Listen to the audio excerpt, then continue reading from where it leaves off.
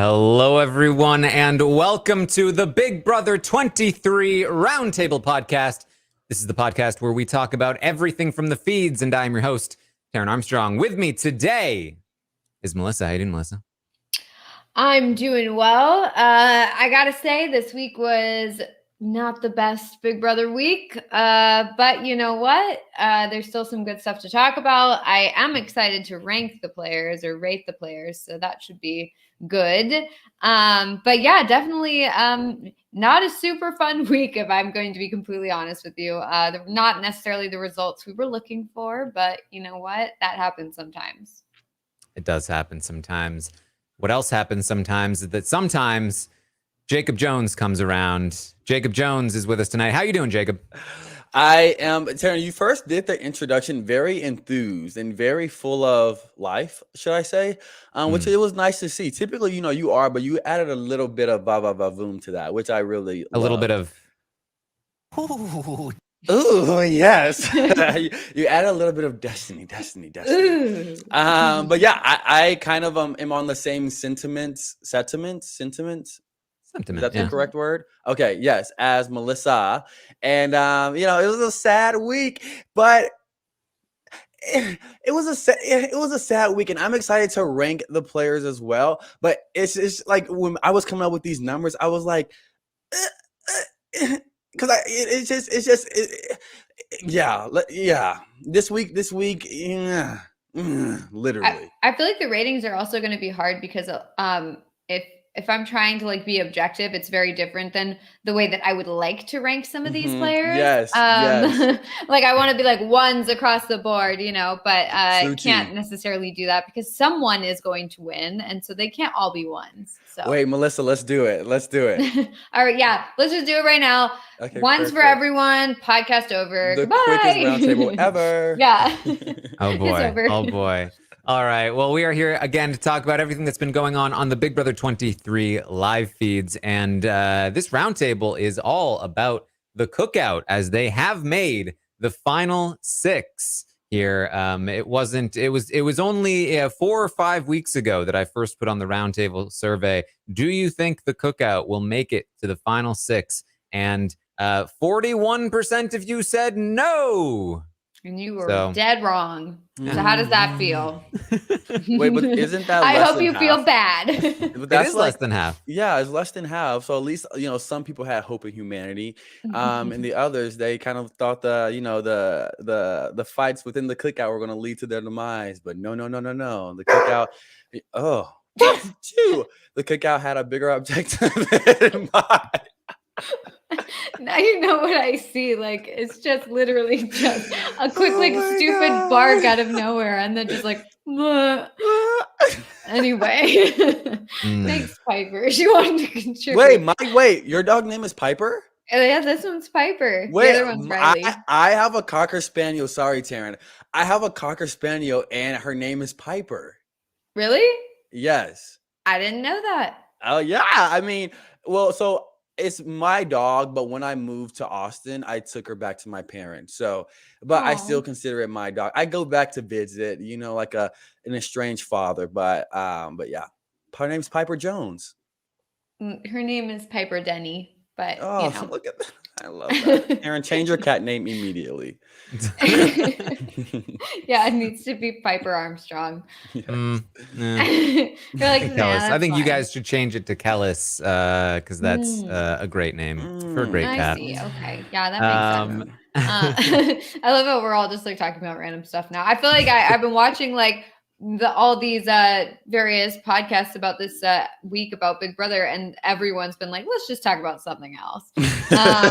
But you know what I will say back to Big Brother is that I still think that if Xavier had won HOH, I don't think that Alyssa would have gone home.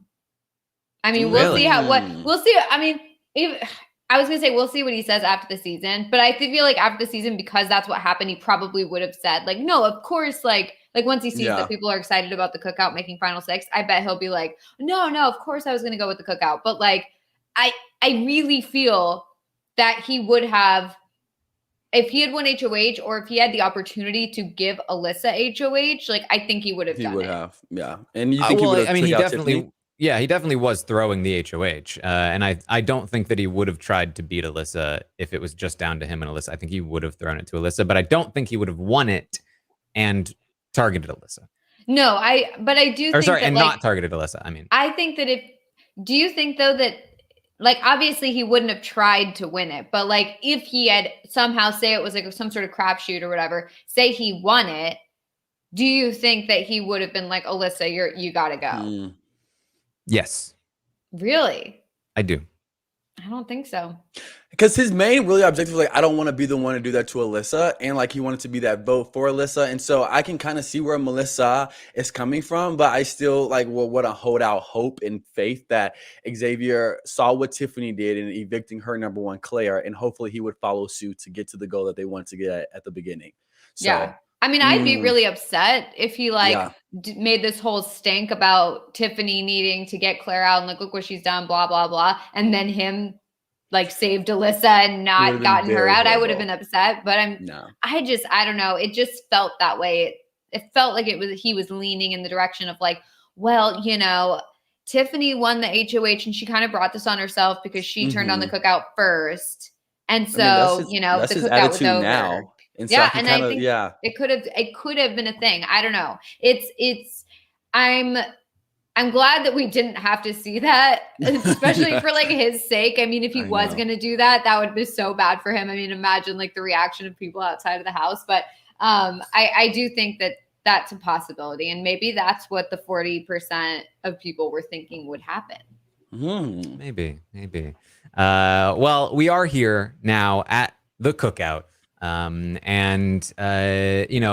There's definitely, I think, cause for celebration to those that were hoping that the Cookout would succeed with their mission. They got to the final 6 all together, something that has never been done in the history of the show. The last time we talked, both Claire and Alyssa were in the game, but the double went very smoothly for the Cookout, at least in terms of their main objective. Didn't go smoothly for Kyland, and he got upset about it, but they did make it to the final 6, and they now have they've made a big statement. I mean, we will continue to talk about the game as it goes because the game does not take any breaks.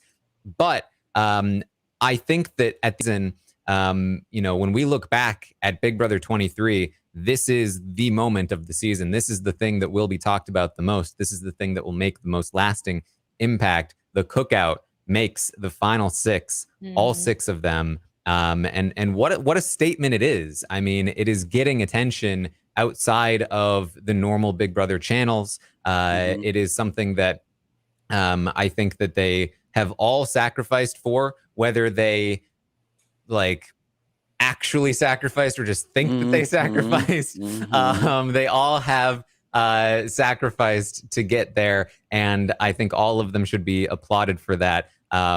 Before we get into what they should not be applauded for. I completely agree. And I went to dinner with one of my friends and their father, and I was talking about Big Brother, and they were like, wait, I heard about Big Brother this week. And I was like, yes, you know what I mean? So I love that it's getting the universal or national coverage like of a show like Big Brother, and also of the message that the Cookout was sending. And I'm not saying I cried, but it was very emotional. I'm a very emotional person. I'm a Pisces, and so I am very in tune with my emotions. And if tears would like elude from my eyeballs, then I would have let them drop. But they didn't. But it was just such a sweet, tender moment when I saw on Sunday's episode, "Welcome to the Cookout." I saw on Thursday episode after the eviction, like, wait, we can't celebrate now. We can't celebrate now. And then like getting the hug, and then them picking like, oh, which food is each member of the Cookout. And it was just a nice Blackish moment that I loved and was enthused about and was energized from. And it's something we haven't seen in Big Brother. And so I know it gave a lot of people hope for the rest of the franchise, the seasons to come. And it just was a beautiful Black moment. It was so sexy to me. It was just amazing. So yeah. Yeah, and I think to this day there are still the detractors of this whole thing. But it really strikes me, in the Q&A that we did this week that I did with Rob, there was a fan that came on who talked about how much it meant to her that the Cookout existed and succeeded. And there are so many alumni who have been, tweeting about it, who have been talking about it, talking about how much it means to them to feel like their experience is being not necessarily avenged, but that something that is a statement is being made, and that has sort of helped validate their experience and helped give them something.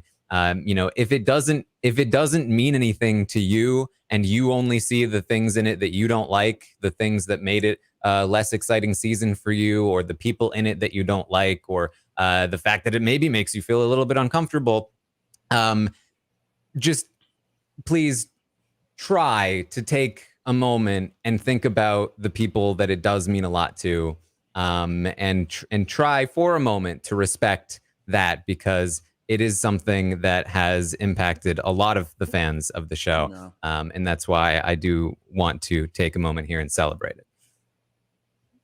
Yeah, it was, I smiled thinking about it. And Taran, I smiled when you talked about it. And I was like hearing what you were saying on the Q&A. It was just like so beautiful. And just that we have a chance to see this representation on our screens, like literally 6 by POC are in the final 6 on a show that hasn't catered to just our people in certain ways, hasn't progressed our people in certain ways, this hasn't been for our people in certain ways. And so in the small efforts that CBS and like the big efforts that CBS has done, like the 50% or more, and also with showcasing like the DRs of Claire understanding basically the assignment and putting it very blatantly, I thought that was so beautiful. Because I was like, I hope they don't try to censor this. And I know people have all their different opinions. Oh, X, Y, and Z. Pay it dust, because this is such a beautiful moment just to sit in and just to gaze up at. And like, we are living in a culture right now that is emulated on a show that has never been for the people that's there right now. And it's so beautiful to see them take it by the balls. It's not by the balls, but take it by the jugular or something like that. I'm just making more PC, and just to handle it so beautifully, even though they stressed me the hell out numerous times, but just to see them understanding the assignments and not faulting away from it, but also some not having the opportunity to fault away from it. It was just, amazing. And I want to echo all your points. And so that drink went down the wrong side of my throat, and it really like screwed me up for a bit. But I hate when that happens. It's the way. I just wanted to go down one pipe and that's it. But yeah, it was such a beautiful moment, and it makes me smile. And I love it. Yes. All right. Well, this week on Big Brother here, the Cookout is now going to turn on each other. And after Claire and Alyssa went home, Kyland won the HOH, and he has decided to target Tiffany. He nominated Tiffany and Hannah. He then went on to also win the veto. He did not use the veto. And as of right now, Tiffany is going to be the first person out of the Cookout, which has certainly caused some frustration amongst fans, which I imagine would exist regardless. But I think it has been particularly magnified by the reasons she's being taken out and the way that people are talking about her in the house as they take her out. Kyland's primary reason for taking Tiffany out seems to be that he does not respect her game as much as Xavier's and wants to sit next to the best and doesn't think that she is the best. Xavier feels like she has not contributed enough to the Cookout in comparison to him, and that she made a selfish move and she lost the game when she won that HOH. And Big D is Big D. And literally, Azza at this point. Azza is fully committed to, I'm fine with getting 4th place to the 3 men. And that is certainly causing all of these things and more causing some frustration in the fan base here, Melissa. Yeah, it's genuinely infuriating, I'll say, because it's one thing if Tiffany's going to go out or Hannah is going to go out even at this point. Like if Tiffany or Hannah, either one of them are being put up and one of them's going to go home because they're seen as huge threats, which they are. Like, I'm just going to say Tiffany and Hannah are the best people in the house right now. Like, they've been doing the most. They're the best players. Like, I'm the most impressed by them throughout the entire game. So if they were being taken out because of the fact that they are huge threats, I'd be totally fine with that. I mean, like, obviously, I don't want them both to go. I want them to go to the end. I'd love to see the two of them in the end together. But, like, okay, if they're being taken out because they're huge threats, so be it. They are huge threats. But the fact that they are taking them out because they think that they're not doing anything or they haven't contributed anything or because they've done no work to get the cookout to this point or what have you, that is beyond infuriating and just plain wrong. It's incorrect. It's a terrible read. It's just awful. And I think it's honestly, like, I do think it is because they are women. Like, I hate to have to say that, but like, that's the truth. I mean, there's no other explanation for it. I mean, how can you look at this house and then look at Big D and be like, okay, this guy's been doing it all. This guy's it.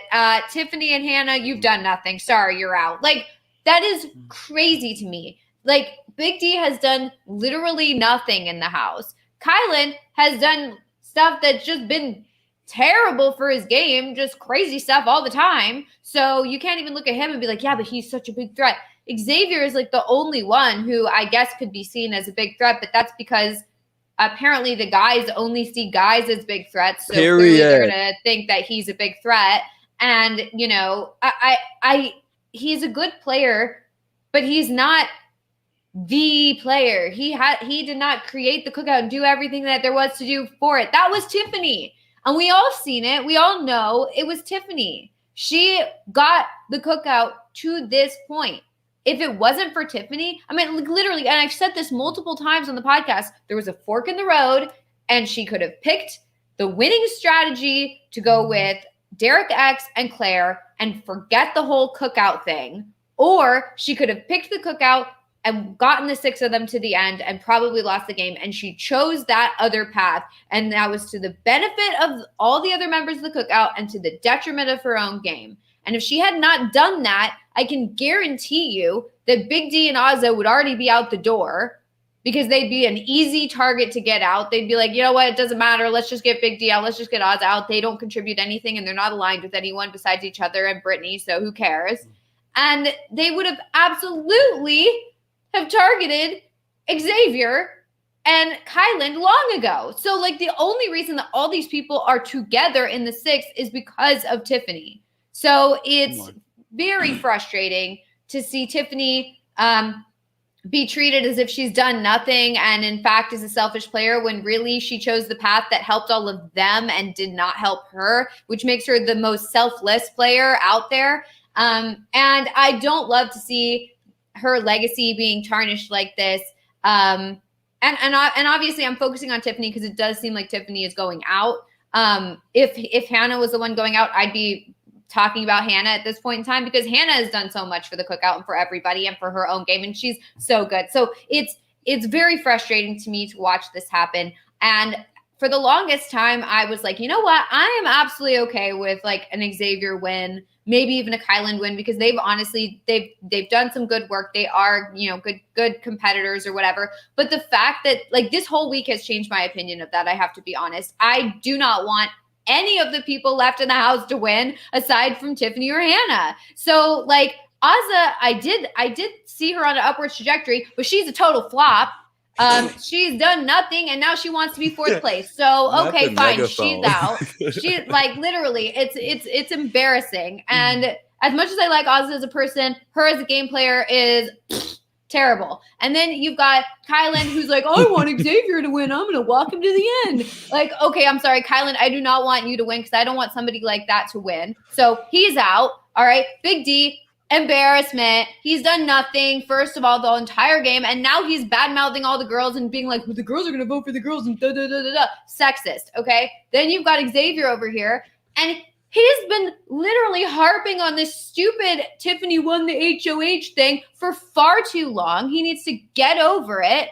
And at this point, like, I guess he's the only acceptable winner if you take out Hannah and Tiffany, but I don't want him to win because I hate the way he views women. So, like, I'm upset about that as well. I don't want any of them to win. At this point, if Tiffany's out, Hannah better win this game or else we have, like, a flop winner, I have to say. Melissa.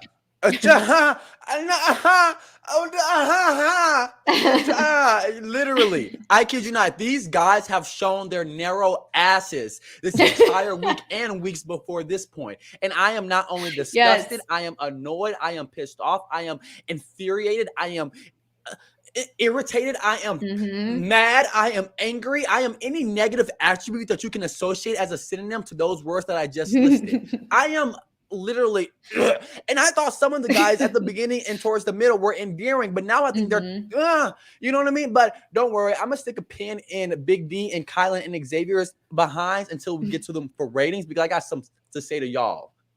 Good. But good. It just makes you feel like, oh, okay, to win Big Brother, you have to be a man. Like that's literally what it makes me feel, and that infuriates me because that is not ever how I want to like see this game. Like I always thought it was like an open playing field, but like it sucks that there weren't any female like winners for a long time, blah, blah, blah. But like it makes me so upset to see this because the way that they're talking about the women is like, oh, well, I mean, imagine if Tiffany was a guy, they'd be like, biggest threat in the game. So huge. Oh, it's like, we got to get them out because they're such a big threat. Instead, they're just like, yeah, she's done nothing. Get her out. It like makes me very upset. It sickens me. If I could high five you, if I could like body jump with you, if I could throw you in the air and watch and throw you in the air again, literally, because these are the points that I feel like a lot of people are feeling. And it's just rough. And it's just like really like it pisses me off to think about that one of these guys may win has a huge likelihood of winning the season unless we get a Hannah win out like a Kevin Martin did in season 5 of Big Brother Canada. And I just the people that have put the most I'm not Taran, what else we got? I mean, I have seen a lot of responses as well along the lines of we've had to hear about racism all season long, and now we have to hear about sexism. This is so annoying. Like, yeah, imagine being the people it actually affects. Yeah. Oh, that was so sweet. Probably a bit more annoyed, actually. Come on now. And I remember it was a question. Oh, do you think like, the cookout, do you think they will all be like, in a group chat together? And now I'm like, I wouldn't want to talk to Xavier's behind. I wouldn't want to talk to specifically from week 2 to week now.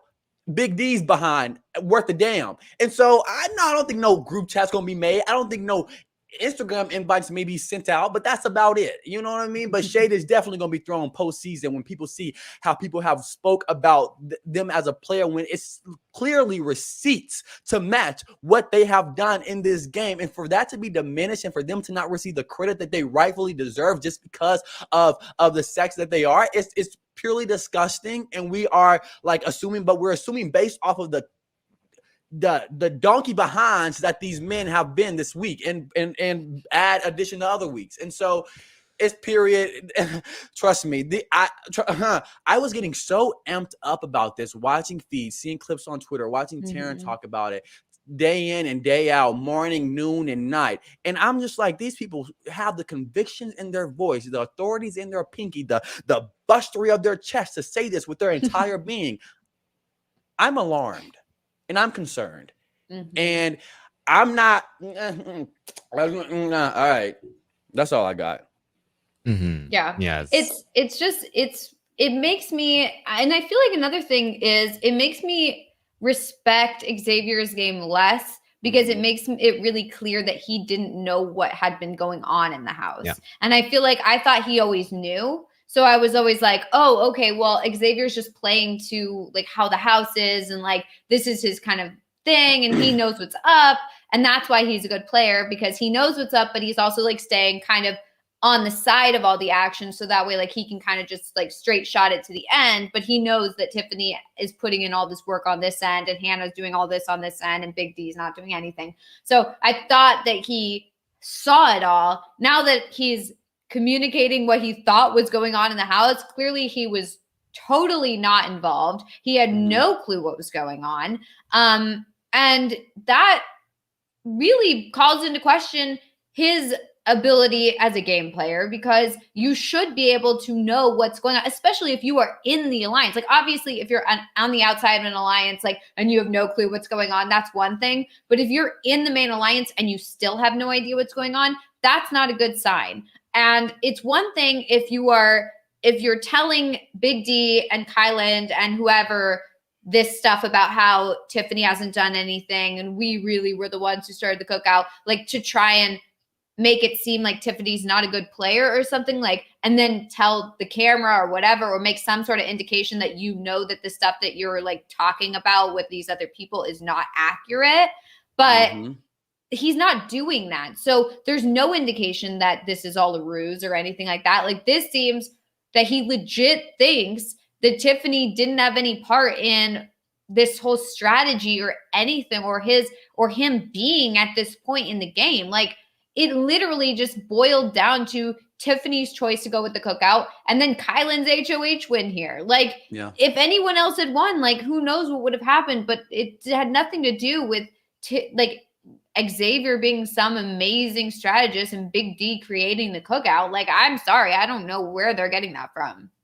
And I have one more point to this. After my raging, the women of this alliance, the Black women of this alliance, and I would throw in Kyland, sprinkle him in if you really want to be generous, have been the backbone for the cookout. Taran made that perfect analogy of Tiffany outside building the house, building the church, building the schools, building the mayor's office, building X, Y, and Z. Like a lot of times that Black women are the backbones of society, and for that to just be diminished, and pride and ego are two things that men suffer with so deeply, and we need therapy for it, loves. So that's just my last, not my last comment, because we're gonna get into some things later, but that's just my comment for right now regarding that. Yeah, this has become a big topic, you know, the amount that each member has contributed to the cookout. So I really tried to lay it out here so that we could talk about it here on the roundtable. And it is something, and Melissa, you make a great point, which is that, you know, I came into the game, I had high expectations for Xavier. I really liked him. I thought he was very funny in the diary room. I loved when he talked to the cameras. I was very excited about his potential, but he was playing pretty non-actively. He was really lying low, didn't seem to be up on a lot of information, and I was skeptical about him because of that. As the season progressed, he continued to not be very active, and it came to a point where I was like, I don't know if I have a lot of faith in this guy to be able to, without the aid of the cookout, hold his own in a game. And now he is confirming everything that I had assumed. And there is nothing more that I would love than for Xavier, and I've said this so many times, to come out and say, I know exactly what I'm doing here. I know that Tiffany carried this alliance on her back. And I know that I was just chilling, being carried, because guess what? That was what was best for me, because I was in the, you know, thing about the cookout, it benefits me the most because it has the people in it that love me the most. And I'm one of the better competition threats in this group of people. And so if other people want to sacrifice and do a bunch of work to get me there, I'm just going to sit back and let it happen. And then when we get there, I'm going to turn it on and I'm going to win this game. And, you know, maybe it's not the super impressive game I would have loved to play. It's not the Dr. Will game that I would have loved to play. But here I am and I'm playing it. If he would say that, it would make me so happy. You don't understand how happy it would make me, because I want a winner to have played a good game. I want a winner to understand the game that they played. I mean, if you've watched me podcast about any season of anything, you know that about me. I don't want him to be a bad player. He just keeps screaming it at me, and I'm like, stop! Yeah. Come on. Yeah. Yeah. Exactly. And it's like, if he was just saying certain things and doing certain things because he was trying to convince other people of these things, then that's one thing. But he's not telling us in private, like either DRs or in rooms with just a camera, that like he knows what's going on. He's not like revealing anything to us that he is not saying to anyone else in the house. And that's the frustrating thing, is because he's just wrong in his assessment. And if he was saying that stuff, even like knowing that it's not true, then that's one thing, and I can get behind that. But I can't get behind a winner who has literally no idea what's been happening in the house. That's not something I can get behind. Mm-hmm. And it like I also agree with Taran. I do want those moments where they can like have an honest moment with the camera saying, hey, like I'm projecting this for strategy purposes. I do think as though Tiffany has, given her due diligence, her due credit, her and Hannah, they're just due credit with this alliance. But one thing that makes me so irate is them like thinking the thing that we were just talking about, but also making lies to make their delusion make sense. It's like, oh, let me pull this out my behind to make this make sense. It's like, no, all of it doesn't make sense. It probably makes sense to your delusional mind, but it doesn't make sense to the listeners that you're projecting this out to. When Kyland was sitting on that HOH dining room table, eating his crackers and cheese or whatever the heck he was eating and saying, oh, I just wish Tiffany would never lie to me.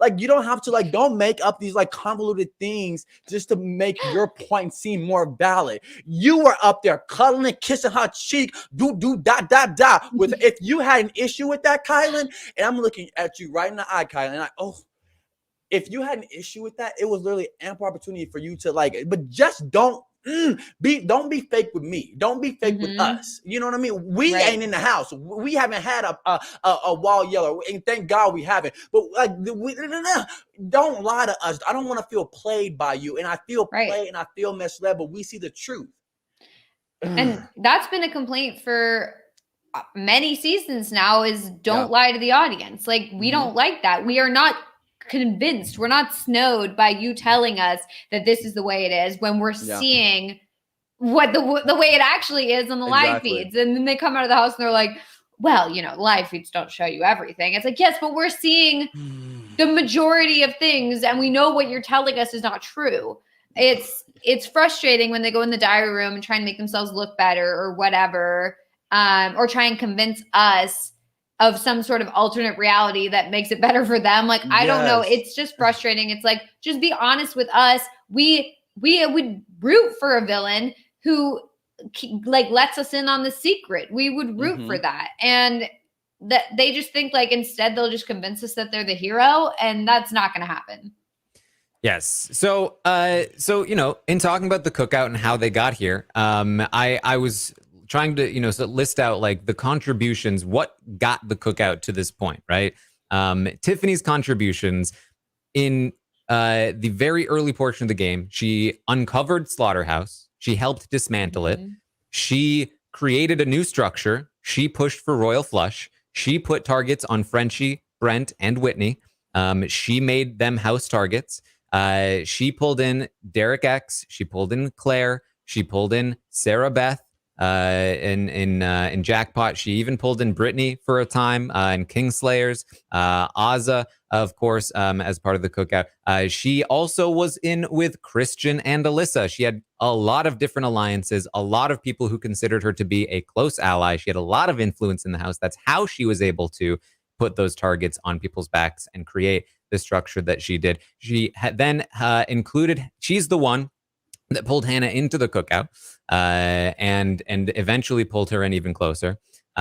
She was easily the most active player throughout this entire period. There's no player that she made a connection to that was reliant on somebody in the cookout bringing that person to her. Not a single person. She made her own connections. And people forget that Christian and Alyssa, while they were in the game, were more Tiffany's people than Xavier's.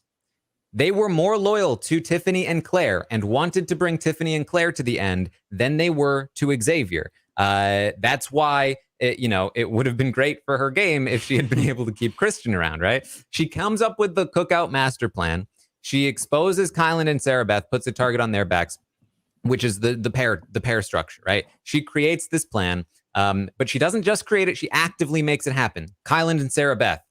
She pulls in Hannah. She tells Hannah, you need to get close to Derek X and make it public. She tells Derek X, Hannah really likes you. I think you should get close with her. I think we need to pull her in. And she makes that. She like she is Bong Joon-ho at the Oscars, like making the Oscars kiss, making a pair there.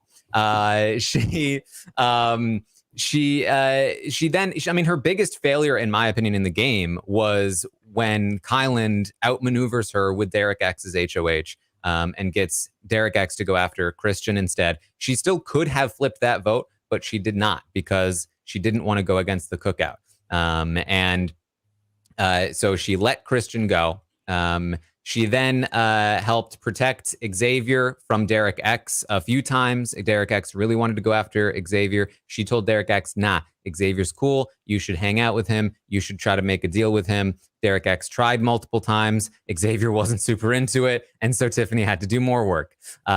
She also had to protect Xavier from Claire during Claire's Coin of Destiny reign. She also won an HOH and literally took out her own ally, which was, her fault, yes, but she made that choice when she could have made another one. And her contributions to the Cookout, like she is the primary reason. The other person who is the primary reason is Kyland. Kyland helped her expose and dismantle Slaughterhouse. He helped also create Royal Flush. He is the one that convinced Derek X to take out Christian, who was the biggest threat to the Cookout at that time. Kyland is the only person to truly outmaneuver Tiffany throughout the game.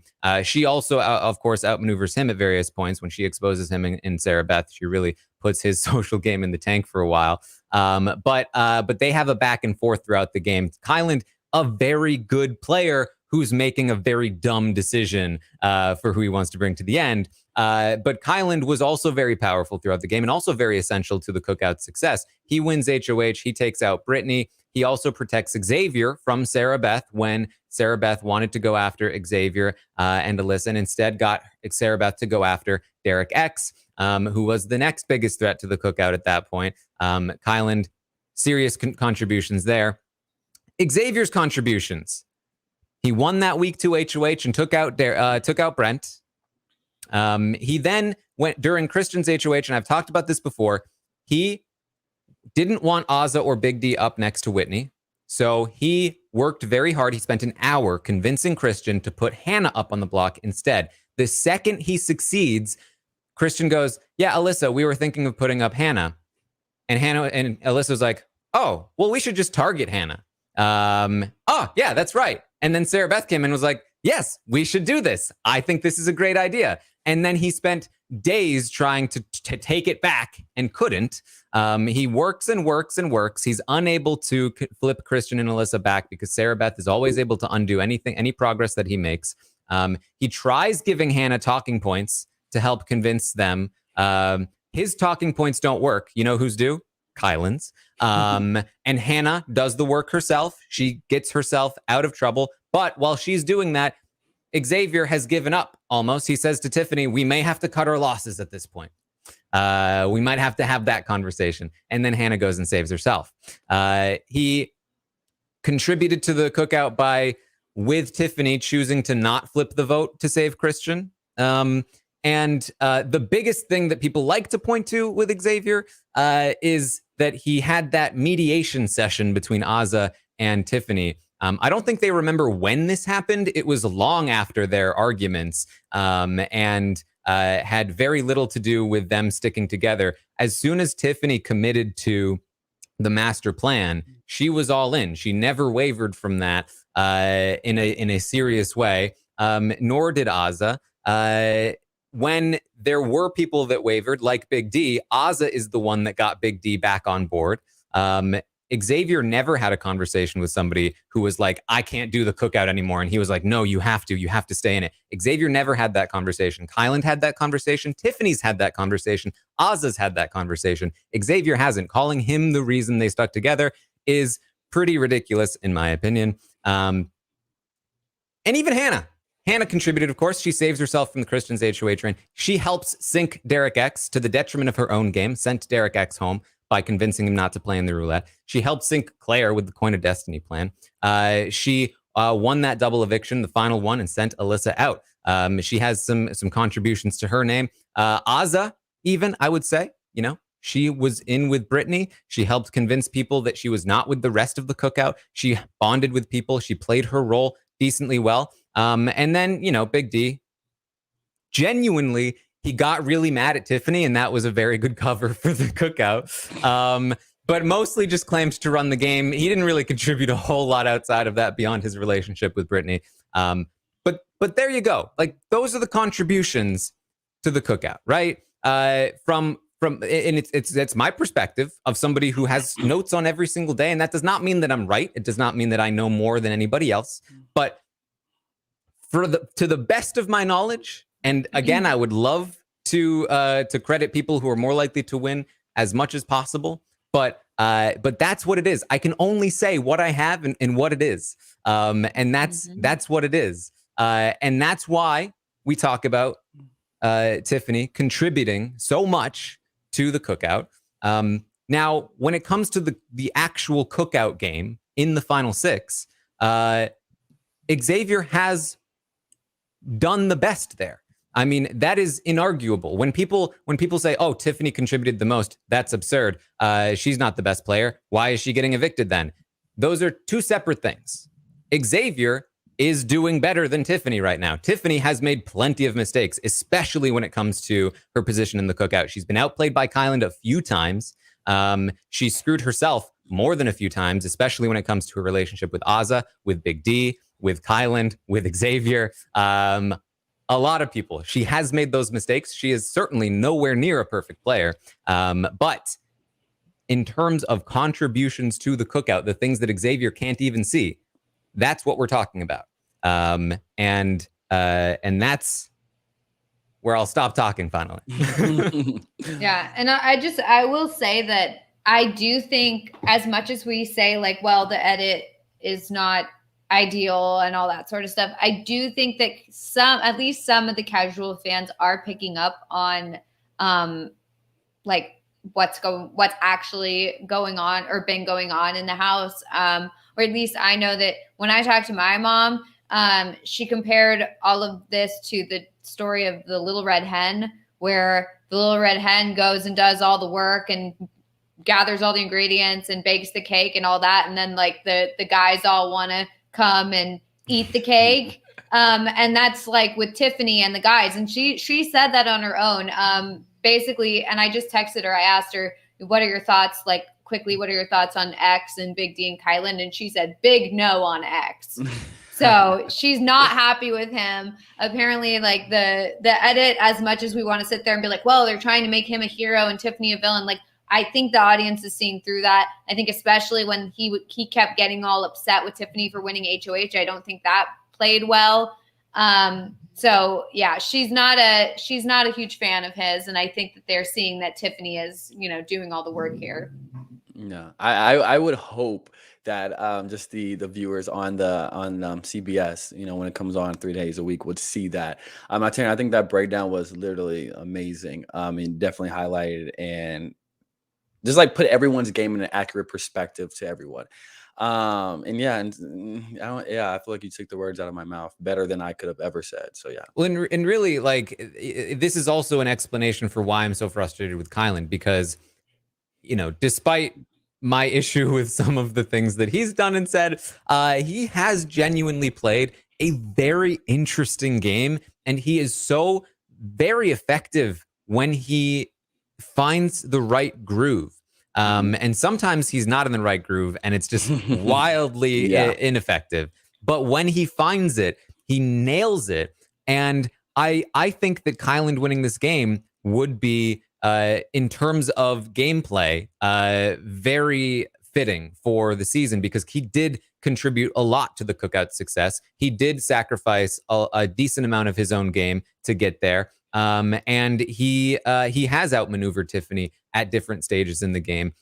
They've gone tit for tat at times. And I think that is a really interesting way to end the season, with him winning. But then he comes out with this absolutely absurd notion of beating the best. And now the thing for me is that even if he does beat Xavier, I cannot respect the fact that he took such a ridiculous risk to do it. And I will still give him credit, because if he wins against Xavier, if he wins this game in general, he still has played a good game. And, I'll give him that. But man, is it just like, why are you doing this? You literally like the meme of the person on the bike who sticks the thing in the wheel and falls over, and they're just like, Xavier, why did you do this to me? Like, I haven't seen that. Why? I can only imagine what that meme looks like, but I completely agree. It's because he has made logical moves and has played a good game, in my opinion. And just this notion of, if you want to be the best, you got to beat the best. I want to beat the best. Isn't beating the best taking someone out on your HOH? You're beating them. You're beating them. You put them up. You outgame them. You outmaneuvered them. You put them up. You out-savvy them. Any attributes that you want to out them on, you did it. You can give you your flowers, give you your crown. You beat Xavier if you got him out this week. Woohoo, yay, woo, tababode. And it's just like, we're not getting that. We're getting, I want to sit at the end with him to make my chance of getting 7,500. How do you say it? 7,500,000. How do you say it? $7,500,000. Yes, $7,500,000. $750,000. That's an easier way to say it. $750,000. 75,000. Okay, yes, the grand prize, and it's yeah. I mean, it's like, have you heard the there's like what do they call it? Like a saying, a joke, maybe, like this thing about like a person. There's a big flood. They're sitting at the top of their house. And they're praying to God to help save their lives. And there's a raft that comes by, and they're like, come, we'll save you. And they say, no, God will save me. And then a boat comes by. They're like, come on, you got to get up. No, God will save. A helicopter comes by. This is your last chance, dude. You got to come. God will save you. And then he drowns and he goes to heaven. And he's like, dude, why didn't you save me? And God's like, I sent you a raft, a boat, and a helicopter. Yeah. Why didn't you take any of them? I feel like that is Kyland. No. I got, in order to be the best, I got to beat the best. That's exactly what it is. No. In order to be the best, I got to beat the best. You don't understand. You could have beaten him. You could have taken him out this week. Yeah. Kyland his logic is just so beyond awful. Just also a quick update. Basically, my mom says, I asked her about each of the people. She said, Big D is nice and supportive, but he's not a game player. Kyland's playing both sides, so I don't trust him. And then Tiffany rocks, in all caps. And then my grandpa, she's on the phone with my grandpa right now, and he watches Big Brother. And he said, please save Tiffany and Hannah. Yay. And they both want Tiffany to win. So, I mean, that's not going to happen probably at this point. But, it is interesting to see that these casual fans, this is what they're thinking and this is what they're saying, because I honestly thought that the casual audience was not getting a good edit of Tiffany. Also, I just told her to ask him who he wants to win America's Favorite Player. And she was like, he doesn't know. He says Julie Chen. So I don't think he knows quite the answer to that one. But at least they both want Tiffany to win. I just think it's funny. I really want Tiffany to receive her flowers. Like, I wish it was like people giving her more credit, but like, she's played like an amazing game, and in my opinion has been the star of this season. Based off her edit, not based off of her edit, but as a true person that has watched, day in and sometimes day out, and just to seeing the gameplay that she's provided, to see the entertainment that she's provided, to see the amazing confessionals with "Shut up, Kyland" that she's provided as well. Like, the Twitter memes, just everything. Like I just want her to get her grandiose and get her applause. And so, yeah. So that's the first portion of this podcast. Let's. Are we ready to move on to the Stockwatch ratings? Yes. Okay. All right. Let's do this. We've got some ratings right here. Here we go. We're gonna bring them up like this. Nope. Like this. You wanted yourself to be the main screen for like 10 seconds. You're like this. I see my new haircut. Yeah. Oopsies. I'll just leave it up for a little longer. Did everyone get a good look? Anyone see me? What All right. You know what? Oh goodness! What a big. No, that didn't work. See my shoulders? Oh my god! Nobody gets a screen now. No, we're hidden. Oh man! All right. Are we typically on that side? Look, I don't know how to work this thing. Doesn't know. He switches it around. He likes to play around. He likes to be a little creative on the podcast. To play around. Exercising creative discretion. Quick behind the scenes insight here. So I'm using OBS to capture the Stockwatch ratings rather than a screen share. So I'm actually I'm double dipping in a different browser in the thing. So this is actually a user and not a screen share, which is why it's particularly difficult why we're on the right instead of the left. That's so hot, Taran. Yes. Very much doubt that was the response to that. Talk more technology to us.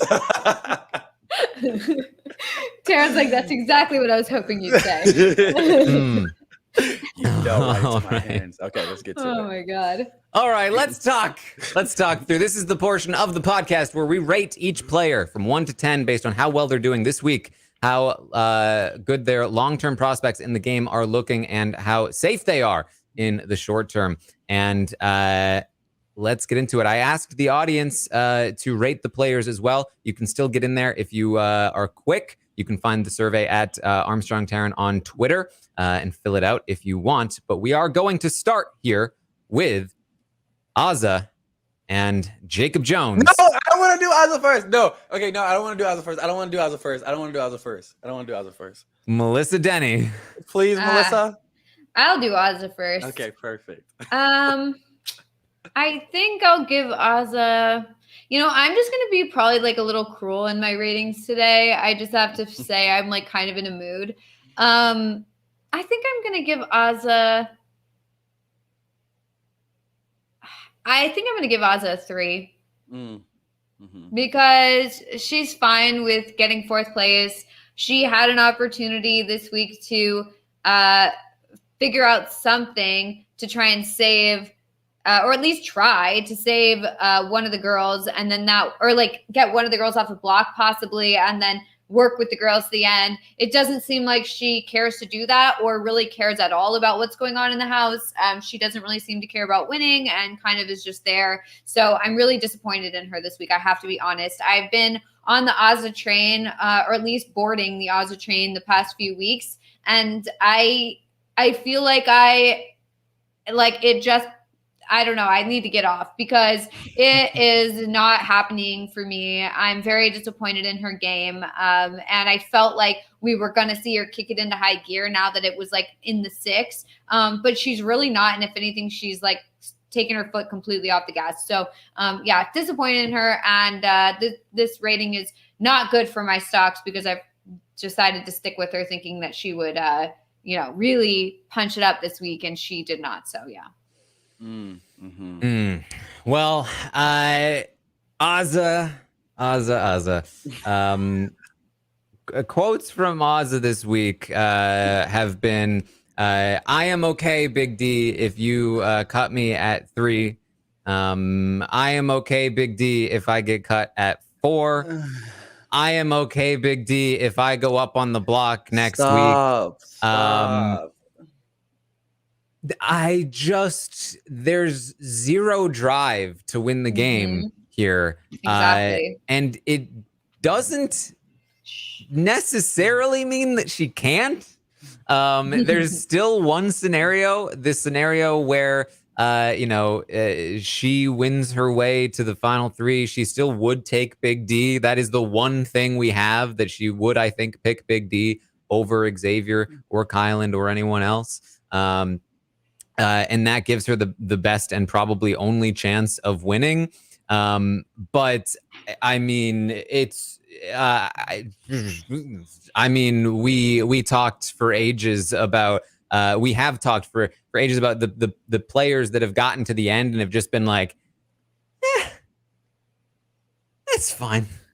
And this is probably the worst example we've ever seen of that. It's Azza gets a 2 from me, and she's lucky it's not a 1 because it would be a 1 if she planned to take anybody other than Big D to the final 2. The fact that she does plan to take Big D to the final 2 gives me the smallest amount of hope that maybe she could win this game. But otherwise, it is just it's a 2 here. Jake Jones. Okay.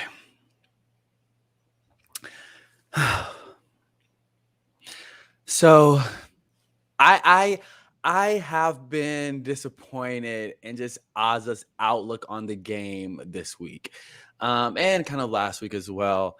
But I feel like I have a lot of unpopular opinions on Azza's gameplay in highlighting certain things that I think she's done well, but also not really getting the gravity of things that she has done horrible. And the place that she has done horrible is at agreeing to be like, hey, I would be a 4th or 3rd. I'm good at it. Like, I prayed about it. I know I'm not winning this game. And I'm just like, no, I want to see you fight. But so that's like really ding, ding, ding, ding, ding. Jacob is in the back of my mind like, hey, this is a big thing. She's not willing to fight to get to that number 1 spot that she needs to be at as a Big Brother player. And as a player that really advertised in her preseason interviews, like, oh, I'm ready to take out the big threats. I'm ready to really do rah, rah, rah, ta, ta. I'm ready to do it all. But then it's just a certain thing in my mind. So she wants to go to the end with Big D, Xavier, throw Kyland in there. She's not the biggest fan of Kyland, but yeah, and I see that, and I see that as not being the best thing for her. The only person I think she can win against possibly is Big D, and you pointed that out, Taran. And so I don't think she's completely like naive and to think, oh, let me go to the end with Big D and Xavier. Going to Xavier is a crime sentence. Prison sentence, jail for life. Going with Big D, you have a fighting chance, but will she fight at that end point? I don't even know. But it's still like, I still want to give her a little bit of something where the women in the Cookout Alliance didn't nurture their relationship with Azza as best as they could have. And the guys, Big D and Xavier, really did. So for me to think, oh, she's going to side with them in this, it isn't for me something that's so preposterous in the realm of Azza. It's because they have given her reasons, and I feel as though they have given her reasons to trust them a little bit more than the women have. And even though Big D has said, yo, I'm dropping you at X, Y, and Z, I'm taking, Kyland and Xavier, it's still like these people have been pouring into me, having given me information. And so why would I turn a blind eye to them now? So that's like a bit of something that I want to give to Azza. But she has no, her fighting chance of winning is only with Big D. And it's just no fight there. It's all of that. And so if she wants to go to the end with that train, I want to give her credit there. And so I'm going to end up giving Azza a 3 with Melissa as well, because it's just that point of her, the fight of a Big Brother contestant that we want. And that, like, you're in this house fighting for $750,000 and like you are willing to throw that away just for not trying. Like, you can make moves in this game, and you have, like, I feel like Azza is a people's person. Her social game has been like the forefront. I mean, her social game has been the only game that she has navigated through this game. If we want to kind of give her that credit there, but yeah. All right. Well, the audience, a little bit higher on Azza than us. They gave her a 4. This week. Gave her a 4 this week. Still down from the 5 last week, but just a bit higher here. It was close. It was almost a 3, but it was in fact a 4 here for Azza. Do you have the percentage like 3.x1z or 4.x1z? 3.66. Oh damn! Oh nice. So you have that breakdown? I have the number. Yeah. Oh nice. Okay. There you go. Okay, so Big D is up next. Let's talk about Big D. And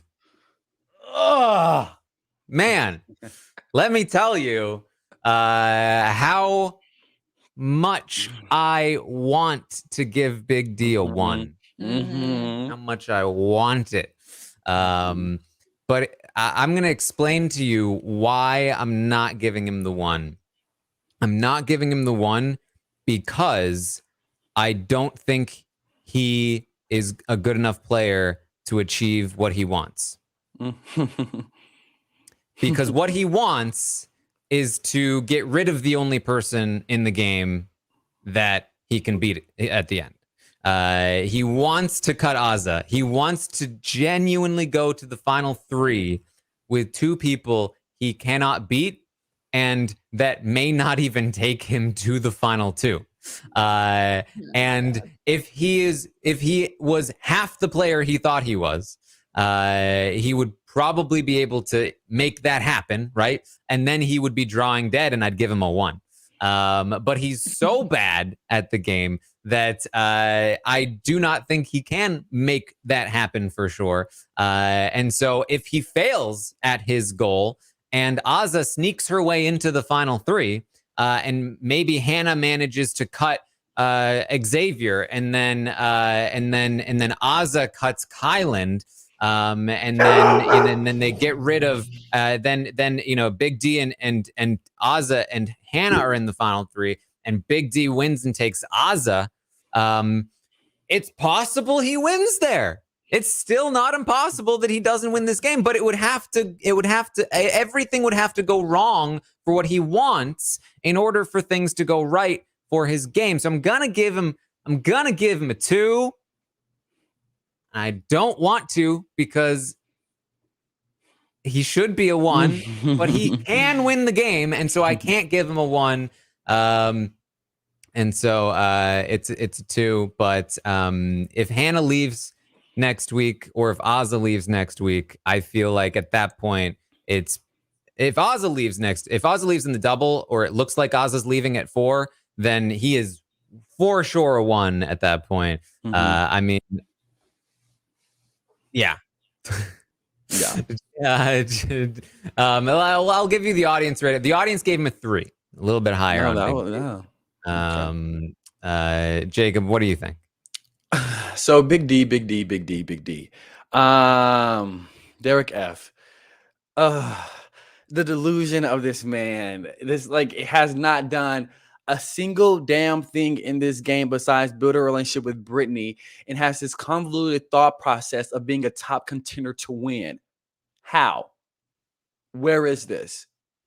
When is this going to happen? I want to see him. Even if I want to let his legs touch that final 2 chairs, I just want to see the thought process that can come out of his mouth when communicating what you have done in this game. And he has done nothing. He doesn't even want to take the only person that he has a fighting chance to win against in the final 2, which is Oz. And I feel like that's a big component. He wants to go to the end with Kyland and Xavier. Why? Where in your mind does that equate to you winning the money? It doesn't. Literally because they're men. He said so. And I just feel like, and with Big D, I feel like the same people who Big D bitches and complains about are the same people who literally took his ass out of that day bed, put his ass on their back, and carried him to final 6. He has no appreciation nor respect for them. And it's just quite frankly disgusting. He has 10% chance of winning. And if Azza's there, more, but he doesn't want to get there with Azza. So in that process of me going with Azza and Big D is likely to make it to final 3, but likelihood of winning between the 2 of the people who he wants to make it to final 3 with is a 0% chance. So for me, Big D gets a 2 for ratings, whatever the term is. Ratings. Yeah. Melissa, what do you think? Yeah. God. Big D gets, I feel like I want to give him lower, but I do feel like, to me, he has the same chance of winning. Well, I think it's more that like Ozza has less of a chance of getting to the end, but more of a chance of winning than Big D. But Big D has more of a chance of getting to the end, but less of a chance of winning than Ozza. So I do think that they need to be on the same rating. So I am going to give Big D a 3, but it's very reluctantly and not because I think he is playing at a 3 level. All right, Big D makes the 3 overall. Let's talk about Hannah. Let's talk about Hannah. The audience gave Hannah a 6 this week. Big numbers here for the audience. Jacob, how do you feel about a 6 for Hannah? So I don't feel that is too crazy. I generally don't. I think we've seen it happen in Big Brother history where a contestant has to win out to make it to the end. Hannah, after Tiffany is leaving, like, she's going on the block every chance they get. If she doesn't win HOH, she needs to win POV to save herself. But if she makes it to the end, that continuously builds her story arc of the player that she has become throughout this entire season of Big Brother 23. And so I do think her chance of making it to the end is it's a hard road for Hannah. It's such a hard road for her. Like, competition after competition, she has to win. And I don't even think there's any social game left for it necessarily for Hannah to play, because these 3 guys want to go together. Ozza is with the 3 guys, and there's really no room for manipulation that Hannah, in my mind, has, other than let me run to this rope, swing to this thing, answer this question right, and comp out. And so for that, like, it's such a hard road for her to get there. But if she gets there, Taran and Melissa, she's going to talk with her chest busted, and she's going to talk with her pinky in their face and talk her ish, and it's going to be so beautiful. She has like the story arc of Hannah, Tiffany leaving is so beautiful, and I really want this for but it's just such a hard road. And we have Xavier, who's really good at comps. We have Kyland, who's really good at comps, still in the game. And so the likelihood of that goes down in my eyes a little bit. And so it's just like, so my rating for Hannah is a 5. Yeah, it's rough here for Hannah. Yeah. I actually think she's not playing this week terribly. I do think she made a mistake in putting Kyland on the block in her HOH in the double eviction. I also think that she is, sort of, at the end of the day here, she is she's paying for mistakes that she made in the past, which is that she was not aggressive enough in her alliance making within the cookout. She had the idea that she should be doing it, but she held back a bit. And instead, Kyland got in there and made deals. And she is finding herself left out of this. If she doesn't win HOH or veto in this upcoming double eviction, she will be going home. She, theoretically could go home even before the double eviction, but that's looking pretty set in stone at this point. If she does win the HOH or veto in the double eviction, if she doesn't win the following HOH or veto, she is almost definitely going home. If she makes it to the final 3, there's not a single person apart from, if a very specific layout that would take her to the final 2. I think Kyland might, if it's between her and Ozza might if it's between her and Kyland, which is the final 3 she is going for. But apart from that specific final 3, I don't think there's any other configuration of people where anybody takes her to the end. I think Kyland would take Big D over her, Xavier over her. I think that Big D would take anybody over her, and Xavier would take anybody over her. Except for maybe Kyland, but who really knows? Probably he would take Kyland, to be honest. So it's a really tough road here for Hannah to get to the end. It is not looking good. I don't hate the way that she's playing right now. I like that she is making some inroads with Kyland and Xavier. They are believing her when she says she's not coming for them. but also Tiffany has convinced them that now she is. So that work has been a bit undone. So for me, it's got to be a 4. It's really not looking good for Hannah here as we move toward this end game. Melissa, what do you think? Yeah, I mean, and it's so hard to do this rating because it's not because of Hannah's gameplay. Like, I feel like it's like, I think that Hannah is a really good player, and I think she can talk her way out of a lot of situations if the people that she's playing with are good game players and are like thinking for themselves and are receptive to, you know, new ways that they can make it to the end, or like trying to position themselves in the best way possible. Instead, she's playing with a bunch of people who just want to give the win to each other and don't want to play for themselves or do anything. So it is really hard to convince people, you know, that you are good for their game and that it's smart to take you along if they just don't care about what's good for their game and they just want to make it to the end with a bunch of guys.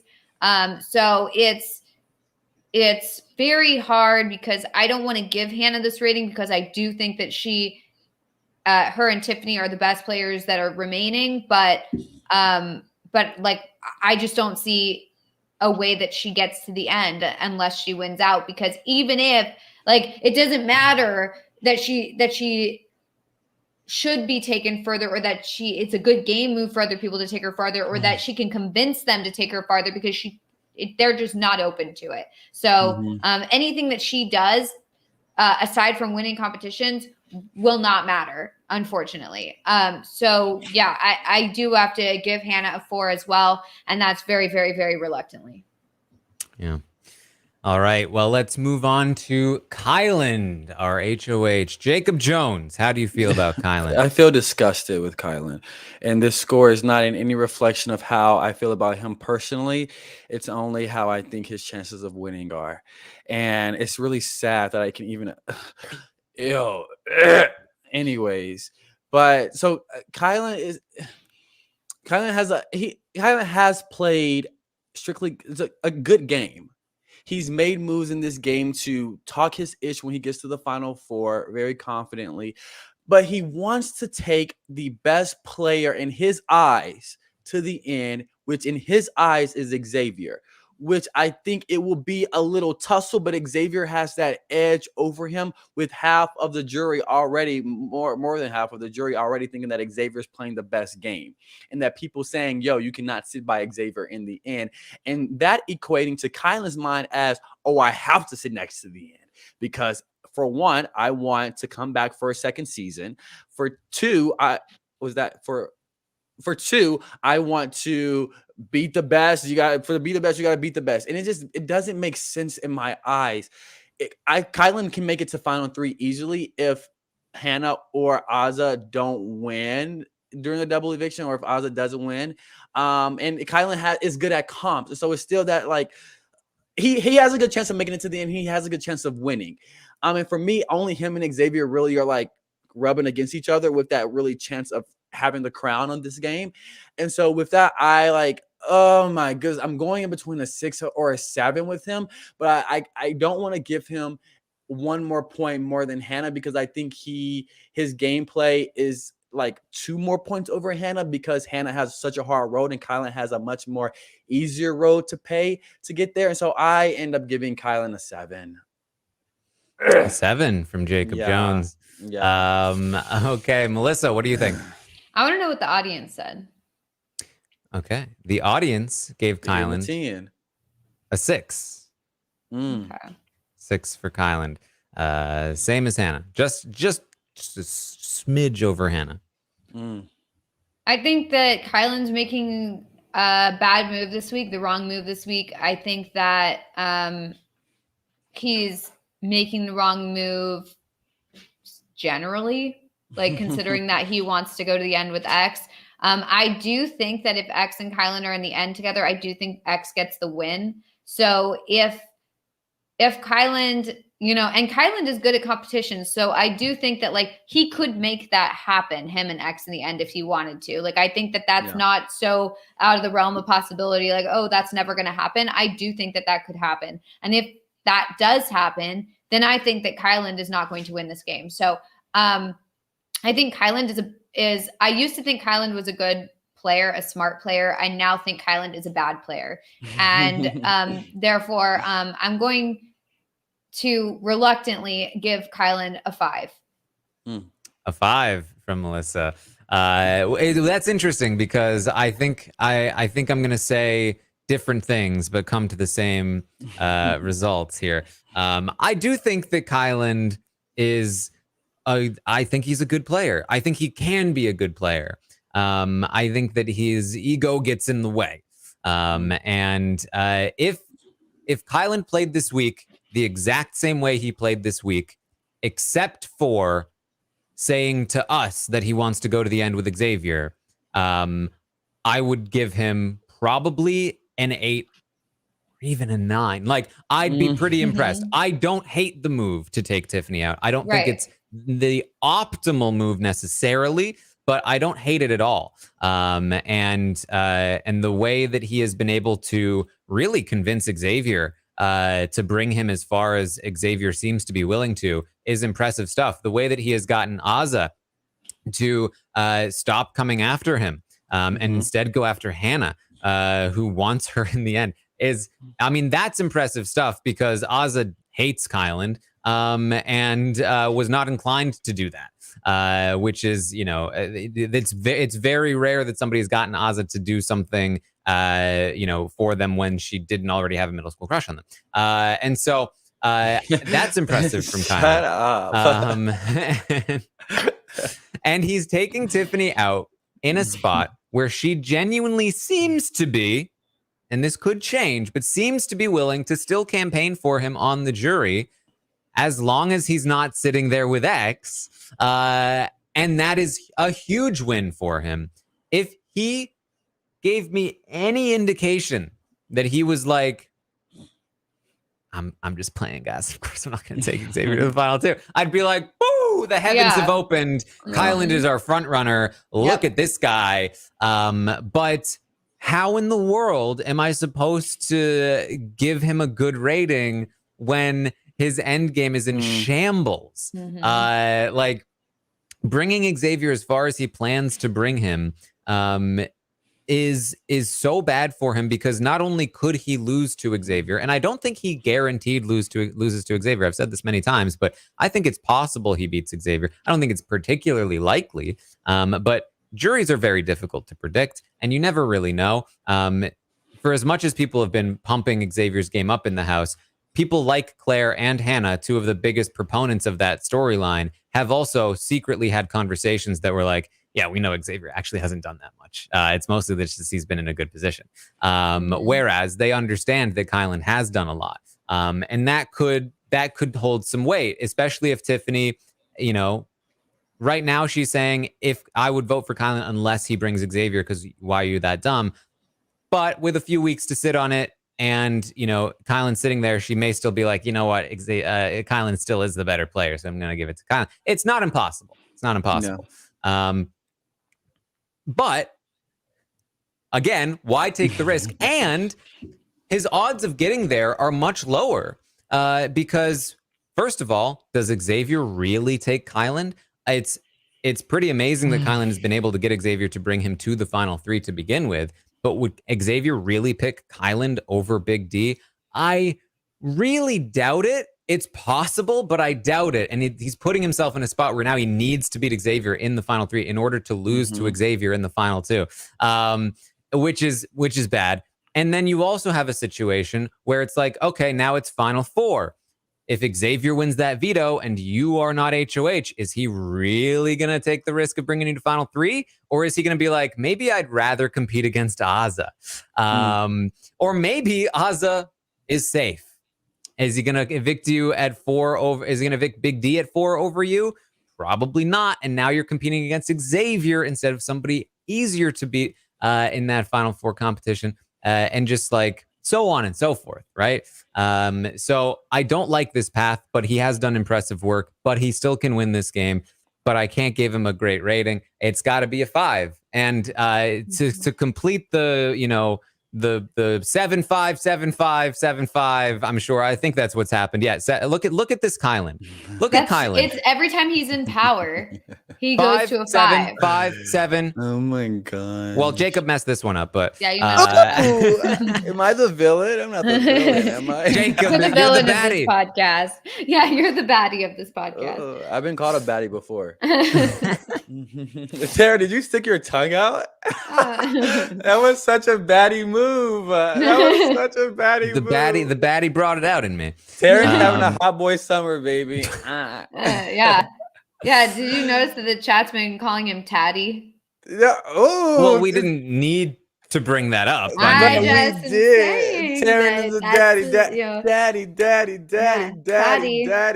Okay. Daddy. All right. Well. Taryn knows that me and Taryn were talking about this. He knows he loves it. So keep it coming. Yeah, the conversation we had was I don't know. actually, no, Jacob, I don't. But thank you. So, Tiffany, let's talk about Tiffany. Tiffany here on the block, looking very much like she is going to go home this week. Melissa, we'll start with you. What is your rating for Tiffany? It's so sad because I don't think that she's playing this week terribly. Like, I think like if she's on the block with people and there are people in the house who like even like are considering options or anything like that, like I do feel like she's making good arguments. She's doing the best she can, but it's just like talking to a wall, which is really unfortunate. I absolutely love Tiffany. I think she's one of the best players to play the game, and now I guess one of the best players to never win. And I just love her so much. We were lucky to have her on this season, but it really does seem like this is the end of the road for her, and it's really, really unfortunate.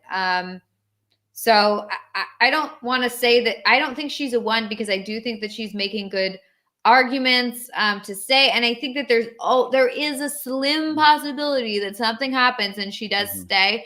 But it does seem at this point that she's going to be the one leaving. So I unfortunately have to, I got to give her a 2, and I really don't like to do that, but yeah. Yeah. I mean, that's where we are here with Tiffany. It is, she's pretty much locked in to go home at this point. You know, I will not shy away from saying this is her own doing.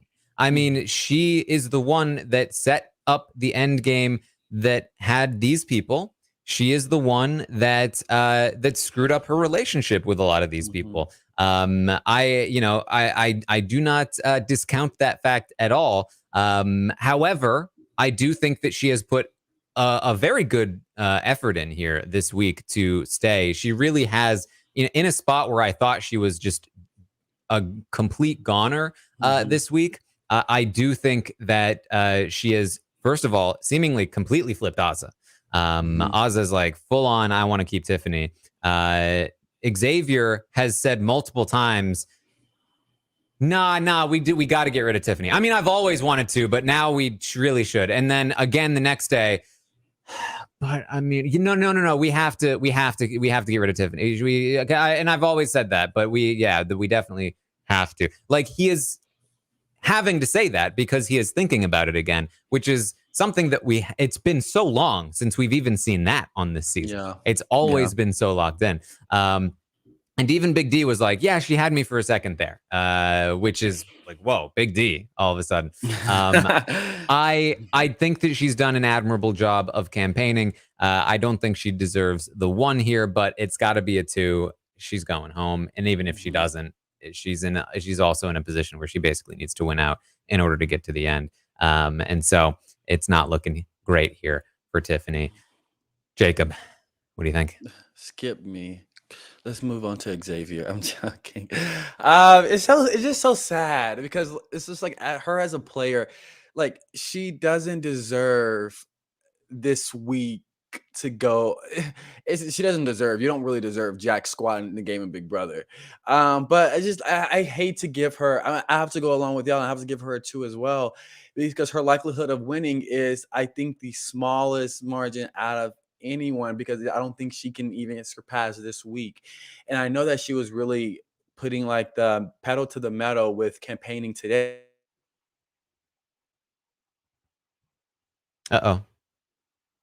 Jacob's internet was just like, we can't stand this Tiffany slander. Here he is. And then you froze. Wait, my AirPods canceled out. Wait, let me recalibrate. One thing I did want to say that I forgot to mention about Kyland. Oh my God, there's like so much Everything's going wrong. You know what I just thought? I'll make a statement here because this thought just popped into my head. You know what's making me annoyed is that everything that I've said about Kyland is exactly what he wants me to say about him. I mean, when he loses the game to Xavier, he's going to come out of the house and he's going to be like, yeah, I was a really good player, and I just made the decision to take Xavier because that's just me, and I'm okay with the loss. And I'm going to be like, my personal decision. There's nobody I'm playing into exactly what you want. Yeah, one thing I do want to say about Kyland is that according to the curse, he'll be next out. So it's whoever is HOH and takes someone out, then they get evicted the next week. Well, Tiffany skipped a week. Oh, no, because Claire was HOH. Remember, she took it over. Oh, that's true. That's true. So, see, every week, well, no, because HOH Tiffany was still HOH the following week when she took out Claire, and then Alyssa went home after that. So there was a missed week. Oh. But it's within 2 weeks because DX also went out within 2 weeks. That was literally the cosmic universe saying, like, she does not deserve this. Whatever happened, the dog barking, the freezing, this going to my speaker, everything happened. It was like, it was literally it was all of that. And I'm like, I know, I should not be doing this. Forgive me. Yeah, it's just the likelihood of her winning. She has been really campaigning hard, which I'm so proud that she's not giving up. And it just shows the fluidity of Tiffany's game. When she went to Kyland basically, shoved her nose into the ground and said no. And then she went to Xavier, and it was really gaining like a little bit of traction on that. And it was just like she's not giving up, which I really appreciate. And I can never give Tiffany a one after the powerful game the most important game that she's played this season. But it's just. Tiffany, her power exuded to Texas. It literally, whatever happened, it exuded, and you have to give your respects to the queen right there. So hey. All right. Well, I can tell you that the audience, pretty generous here. They gave Tiffany a 4 this week. Tiffany above Azza and above Big D in the audience. I'm not mad rating. about it though. TBH. There you go. Yeah. Damned if you do, damned if you don't. But then, anything with Tiffany is like, give her 100 at this point. But yeah. All right. Well, let's finish up here with Xavier. And we will, I lost track of what I'm doing with the order. So I'm just going to start with Melissa. I think I just did Tiffany first. Did you? Okay, yeah, so it's me then. Yeah, it is you, Taran. I'm about to say, like... the problem is, Jacob Jones, that you messed me up because you were supposed to go first. Oh! Am I the villain? I'm not the villain. You're the baddie! He's the baddie of the pod. We all know it. The baddie of the potty. All right. So, let's talk about Xavier. Xavier's interesting here. He is obviously positioned in the best spot, and he has done some things that I have liked game-wise. One is that, again, I talked a lot earlier in this podcast about the contributions to the Cookout and how he has not contributed nearly as much as other people and certainly not as much as he thinks he has. However, when it comes to the game within the Cookout, he has obviously found the most success. Now,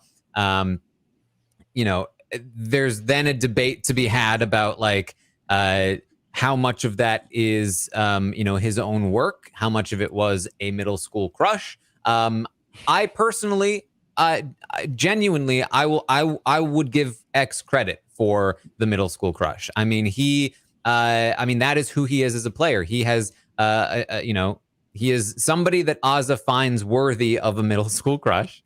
And he has played into it enough to hold on to that influence. I also think that Xavier has done a very admirable job of pulling Big D away from Kyland and toward himself, which was really not the case. I mean, that's, in my opinion, the most impressive thing Xavier has done in the entire game, is that he has seemingly won Big D to his cause over Kyland, when we know Big D has a middle school crush on Kyland.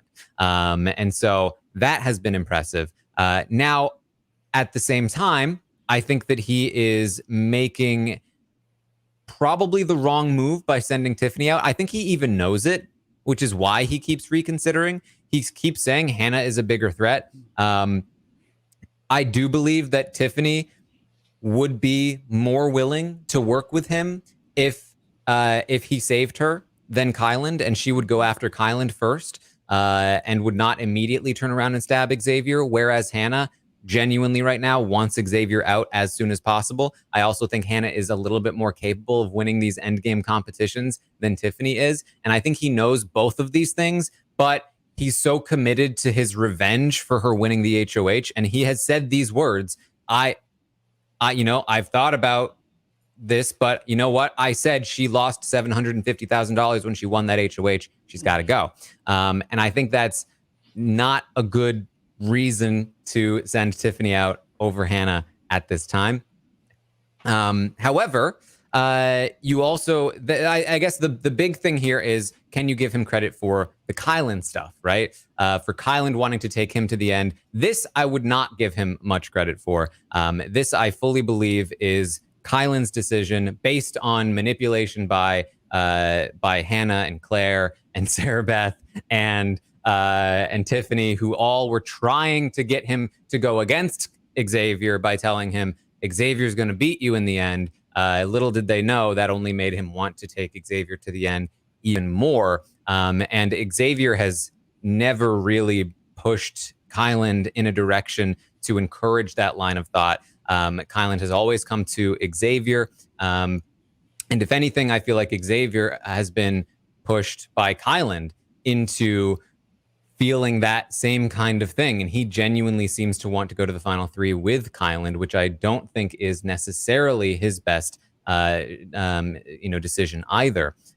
So I do think there's a lot to like here about Xavier's game this week in particular. Tiffany over Hannah, I don't think it's necessarily optimal, but it's still really good for his game that Tiffany is out this week, especially if she goes to the jury, saying, why didn't they get Xavier?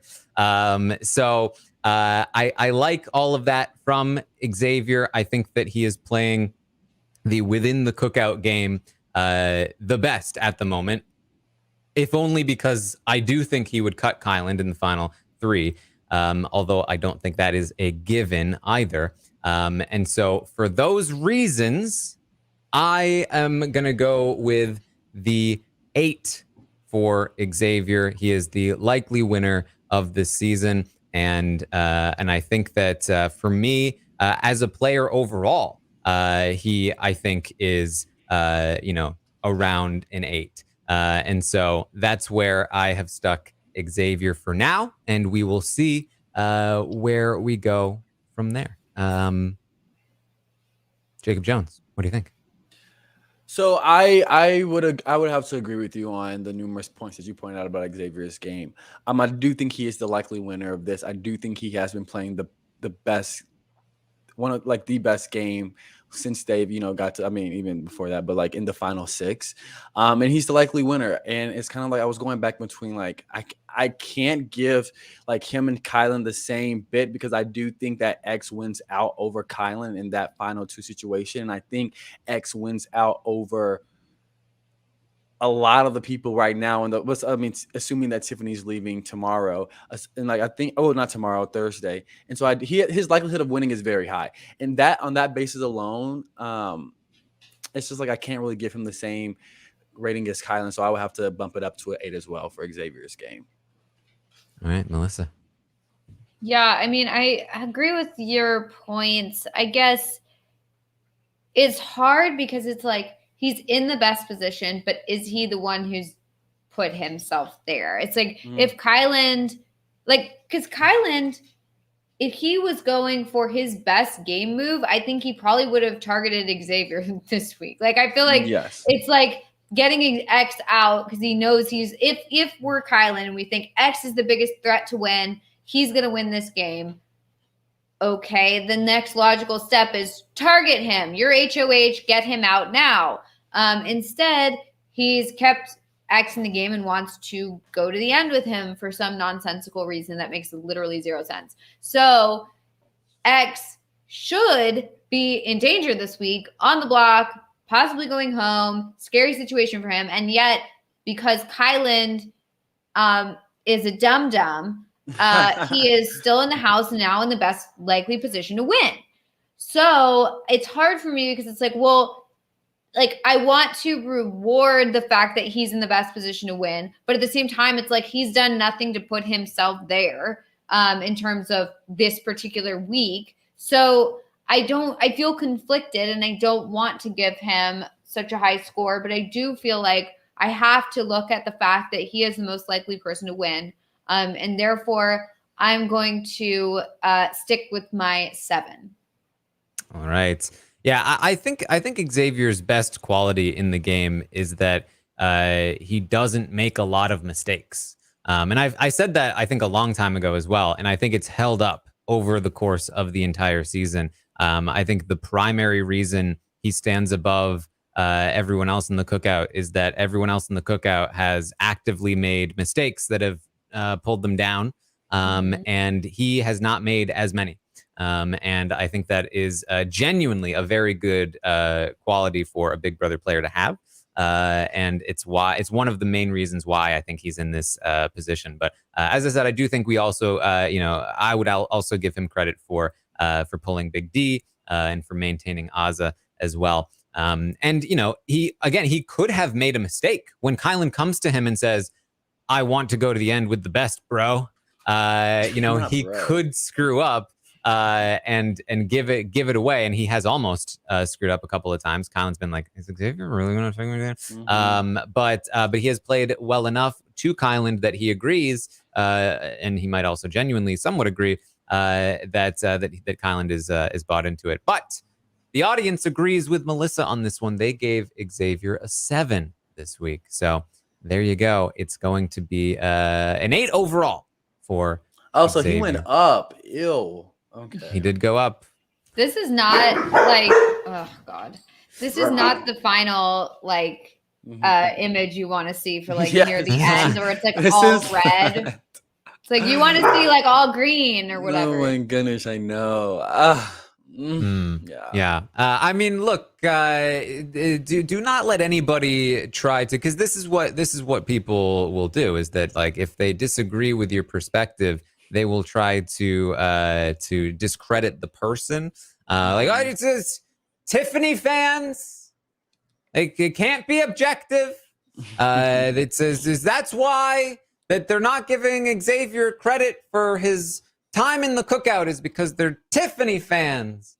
I mean, look at this board, guys. If you have a counter argument, make a counter argument. Don't result to like bias. They're biased. It doesn't matter. I'm not going to listen to what they say. Don't listen to what they're biased. It's the laziest argument. It's the laziest argument you could ever see. That's what we have. And also, while I'm at it, don't send hate to the panelists. That would be nice. That's yes. We're talking about a game. We're trying to do our best, rate the players as best as we can. We're not always right. We're not always as accurate. You're not always the most accurate people. We all have biases here and there. And also, we're all gonna fun. It's supposed to be for fun. It's supposed to just be a fun, cool time. And if everybody had the exact same rating as the viewer sitting at home, like, it would not be interesting. What would we talk about? Just like, yep, I agree. We're all in this. Okay, cool. Next person. Literally. Like, it's more fun to be able to talk about it and have people be like, what? That's the rating? Oh, that's the rating I thought. Blah, blah, blah. And like, it's supposed to be fun. This is just supposed to be a fun, interesting discussion among friends. It's not supposed to be this like thing where we have to be the most accurate predictors of who's going to win and blah, blah, blah. And like the Stockwatch and everyone's making money or whatever. It's like, no, there's no real money. This is just for fun. I lose every year and everyone needs to know that, except for last year, but whatever. That was a fluke. So basically I'm terrible and I still have fun. Yeah, it's all for fun. If you send me hate, I'm sending it to Melissa and I'm gonna send it to my daddy Taran. So, and they're gonna get you. Yeah, we'll stick Rob on you. Yes. Yeah. Surefire sign that like you're just uncomfortable, like you're uncomfortable with people's opinions that you disagree with, that you can't even like, you have to like misrepresent what people are saying and try to like be like, oh, they're so wrong all the time. It's just so terrible. Don't even listen to them because they say things that don't agree with it. It just makes me uncomfortable. Please, you gotta stop. We gotta send hate to them. We gotta say mean things. It doesn't make any sense. Just like either listen and have fun along with us, or just like don't listen, but don't sit there and like send us hate, please. Yeah. Just like why? Yeah. All right. Well, let's move on here. We will not go straight to the leaderboard because last time we tried that, it did not work out well. Is it with your new technology? It's always with the new technology. But let's run through some of these survey questions from the audience. Last time I was on and we did this, Melissa, I won. Not to brag, I think I got one wrong, and I think you got about umpteen ones wrong, and so. You know, wow, bringing this up. Okay. Heavy is the head that wears the crown, baby. What can I say? Mad smack talk happening right now. Wow. We'll see who wins this time.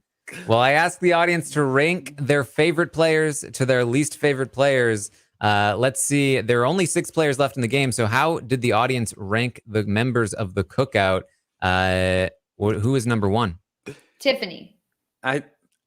I think it's Tiffany too. Yeah, you're both correct. Tiffany is the number 1 person in the Cookout. Who's number 2? Hannah. Correct. Who's number 3? Xavier. Aza? Melissa is correct. Oh, it is Aza. How the turntables have now turned on you, and they are still turning. Only 3 players left. Jacob is down by a point. Who is in 4th place? Xavier. Kyland. No, Melissa, please say Xavier.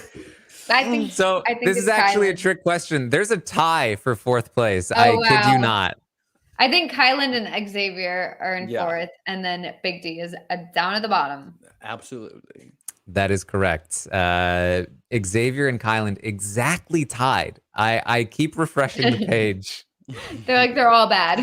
Let me go in here and vote chat real quick. Hold on. It's like, oh, well, it looks like I won. Oh, there we go. Kyland just went up on Xavier by 1 point. So Kyland in 4th place. Okay. Can we give me that point?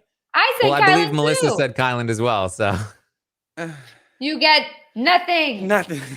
So except shame. The order of the Cookout is Tiffany, Hannah, Aza, Kyland, Xavier, Big D in last place. I asked the audience to rate the episodes this week. They gave them a 5.2, down from the 5.7 last week. Rate the feeds a 4.5, down from the 6.6. They have a 5.2, even with that double eviction, which I did think was a very good episode of the show.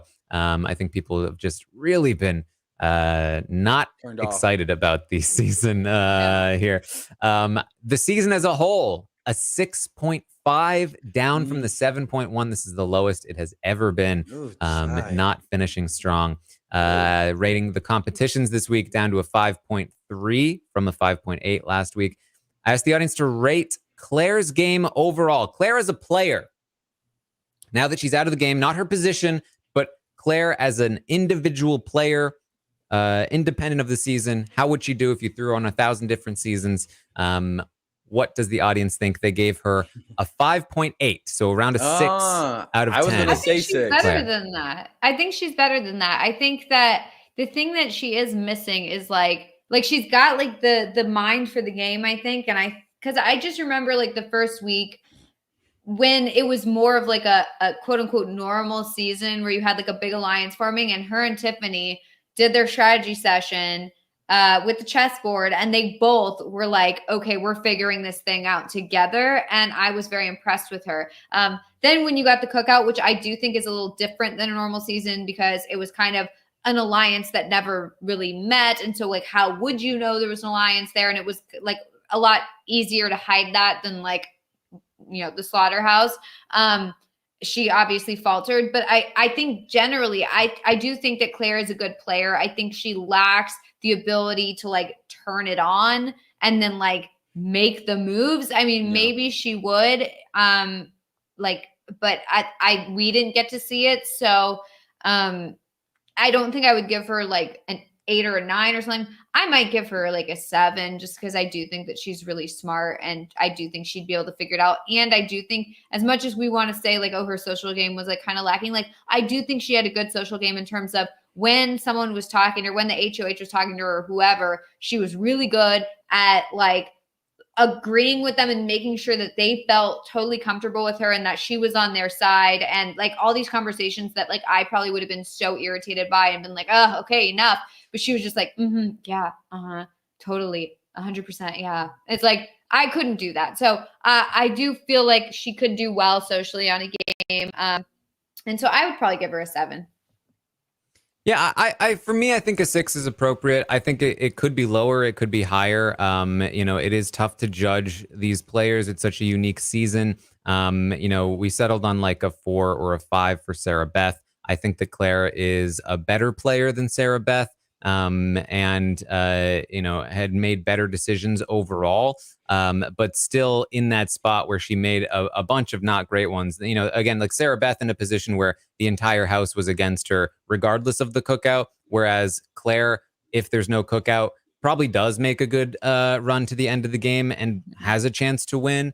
And so, I do think she has that going for her. I think her biggest weakness is her social game. She just did not get out there enough. She was also too passive in this particular game. And she also was not great at competitions. And so all of those things really dragged her down. Competitions.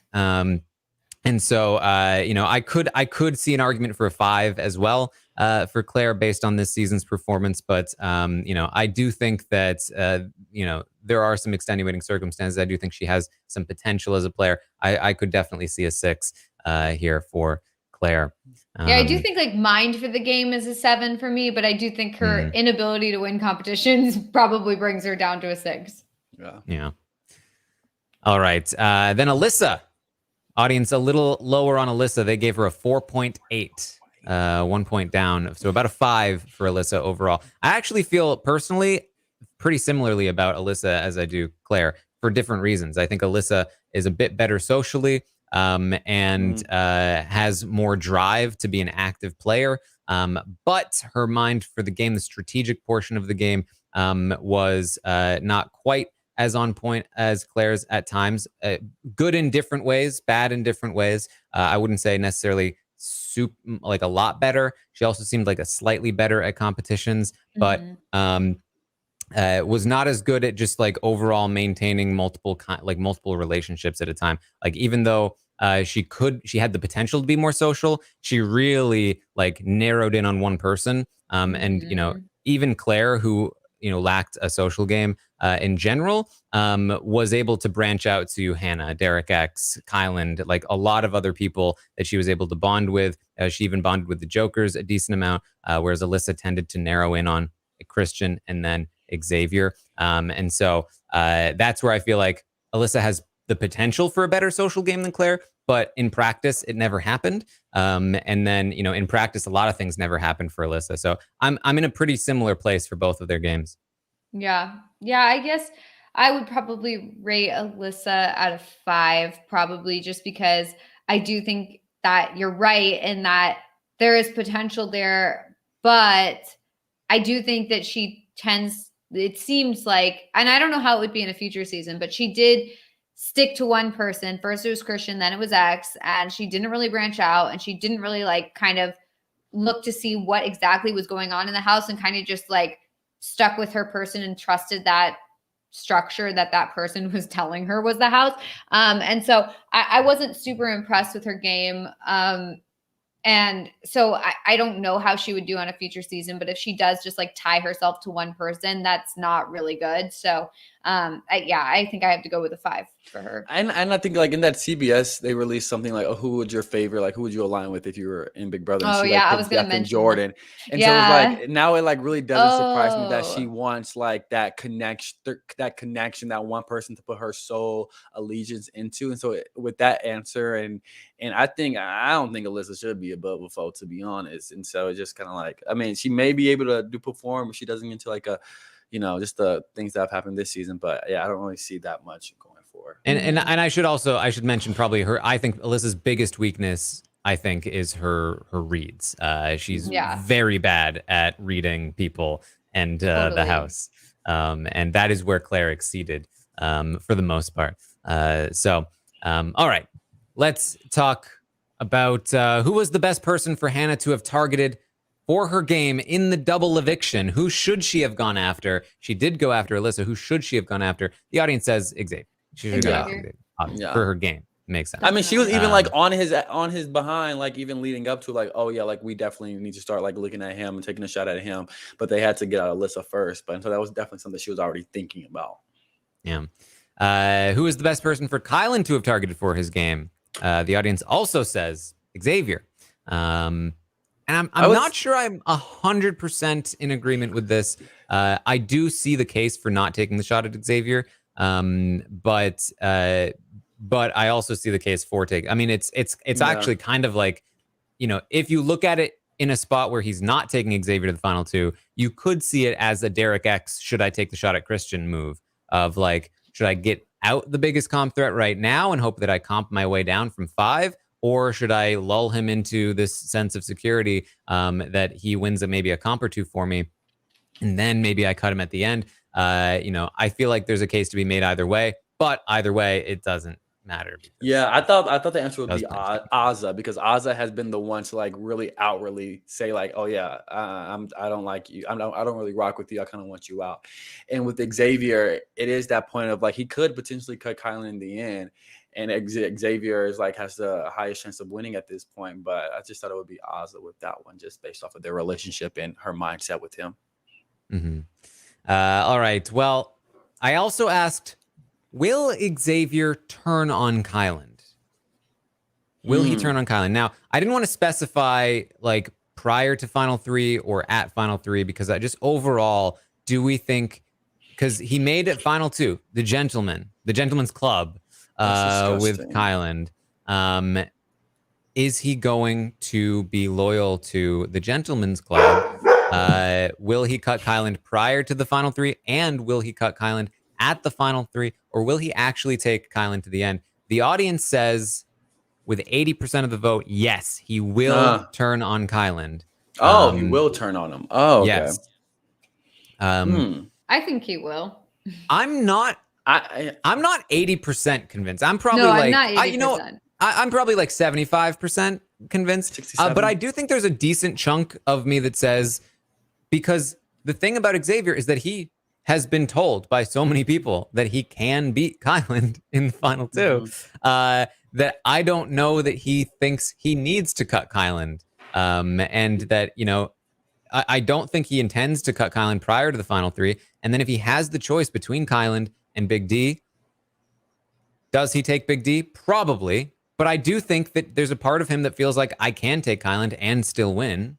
And I think that there's a part of, Kyland's influence of like, take the best, beat the best, that could get in his head a little bit. And if it's somebody other than Big D sitting next, if Azza sneaks her way into the Final 3 or Hannah sneaks her way into the Final 3, I definitely think he takes Kyland at that point. So, something worth considering. We shall see, child. Who do you want to be evicted this week, Hannah or Tiffany? Nobody. I think it was Hannah. 63% says Hannah. Okay, give me the point. I didn't see Melissa mouth move. Nuh-uh. That's not part of this competition. That's not part of this. It's actually this is a 1, 2, 3 here. It's who do you want evicted this week? Hannah with 63% of the vote. Who do you want to win HOH this week? Hannah with 68% with of the vote. 70%. Oh. Who do you think will be evicted in the double eviction? Hannah with 50% of the votes. 47% of the vote. So my math is mathing. Yeah, they think they're going to be wrong in any situation. It's like, okay, who's going to go? It's like, well, I want Hannah to go, but I know Tiffany's going to go. So then I want Hannah to win the HOH, but I know she's not going to win the HOH. So then I think Hannah's going to go. All right. Well, let's get over here to the leaderboard on the Stockwatch. And I have not played since the last time I was on, so pay it dust. Okay, I don't even look at mine. It looks like we have a new leader here on the leaderboard. Wow. Matthew in the lead with going all in on Xavier, who made some money this week. Wow. This was a dangerous week. A lot of people moved down. I don't know who took risks and who did not. Are we noticing that the worst Melissa is a person on there now? I never saw that before. Melissa is the best performing Melissa. Melissa is the best Melissa. That's so funny. Oh my god! Well, it looks like a lot of Xavier investors definitely took some profit. Wait, I saw there. Jacob. Oh, that wasn't me. And I stayed on the front page. I held this week. I let me tell you, I was so close to going in on Xavier. I was literally in the middle of the stream. Yeah, I was like, I had it all bought, and I just didn't press the button. Taran. I held. I held instead. I played it safe. Everything into him. Yeah, I was gonna put all of my stuff into Xavier. I was gonna do it. I was like finger right about to press enter, and then I forgot. Me same. And I forgot to press enter. Matthew went from 16th to first place with that Xavier risk. What a move there. Let's see. I went. I actually moved up by holding. Look at that. A lot of people took risks, I guess. Then I went up 14 places. Let's see. Where is Melissa? I took a risk on Azza. Never again. Melissa took a risk on. You know what? Happening. The worst Melissa doesn't count as a Melissa because Melissa isn't the first word in the name. Oh, so no wonder we never see the worst Melissa when we pull up Melissa. But Melissa, you are still beating Melissa's Denny's. Oh, thank God! Finally. Beating somebody. Look at that. I had Azza right there. 69 shares of Azza, lost $89, moved down 375. So wait, look at me, Taran. Look at me. Let's look at Jacob Jones. Jacob Jones. Jacob Jones, not the worst Jacob. Wait, did I move up? Let's see here. You have 5. You moved up 16 places. You lost $40, but you moved up 16 places. You have just 4 shares of 5 shares is the most that you have. Oh my God, that's so funny. You really haven't done anything. Call it a takeover. I do believe you are still ahead of Melissa. 34.20, and then Melissa is 38.39. So you're about 400 places ahead of Melissa. Never trusting Azza again. Oh, hey, that was a fun. Next this week. When can I put some more money in today? The market is now open. So you can go to realitystockwatch.com and start buying some shares. We're also looking. Double. It is another double. So does that mean we put in double the amount? No, that's what the leader is. That's what the leader did. The leader went all in on a double eviction, and they profited big time. Okay. So, but I also think the previous leader also tried that, and I don't even know where they went. So,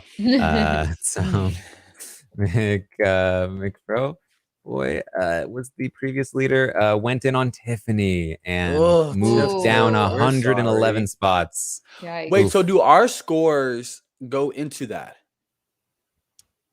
Like are the scores that we put down? Oh, okay. I just thought I was just like maybe they do, but I was just like, if whatever. I'll just toss some money in there somehow. But I really never knew the mechanics about it. I was like, oh, well, I'm putting some money. Yeah, I still don't understand it. I just go onto the projections page and then I kind of see like who is the safest bet. Oh. Like if this person loses one, if they go down one, do they lose a ton of money or do they? Because sometimes if you go down a rating, like you can gain money. It's very confusing. I have no idea how it works, but.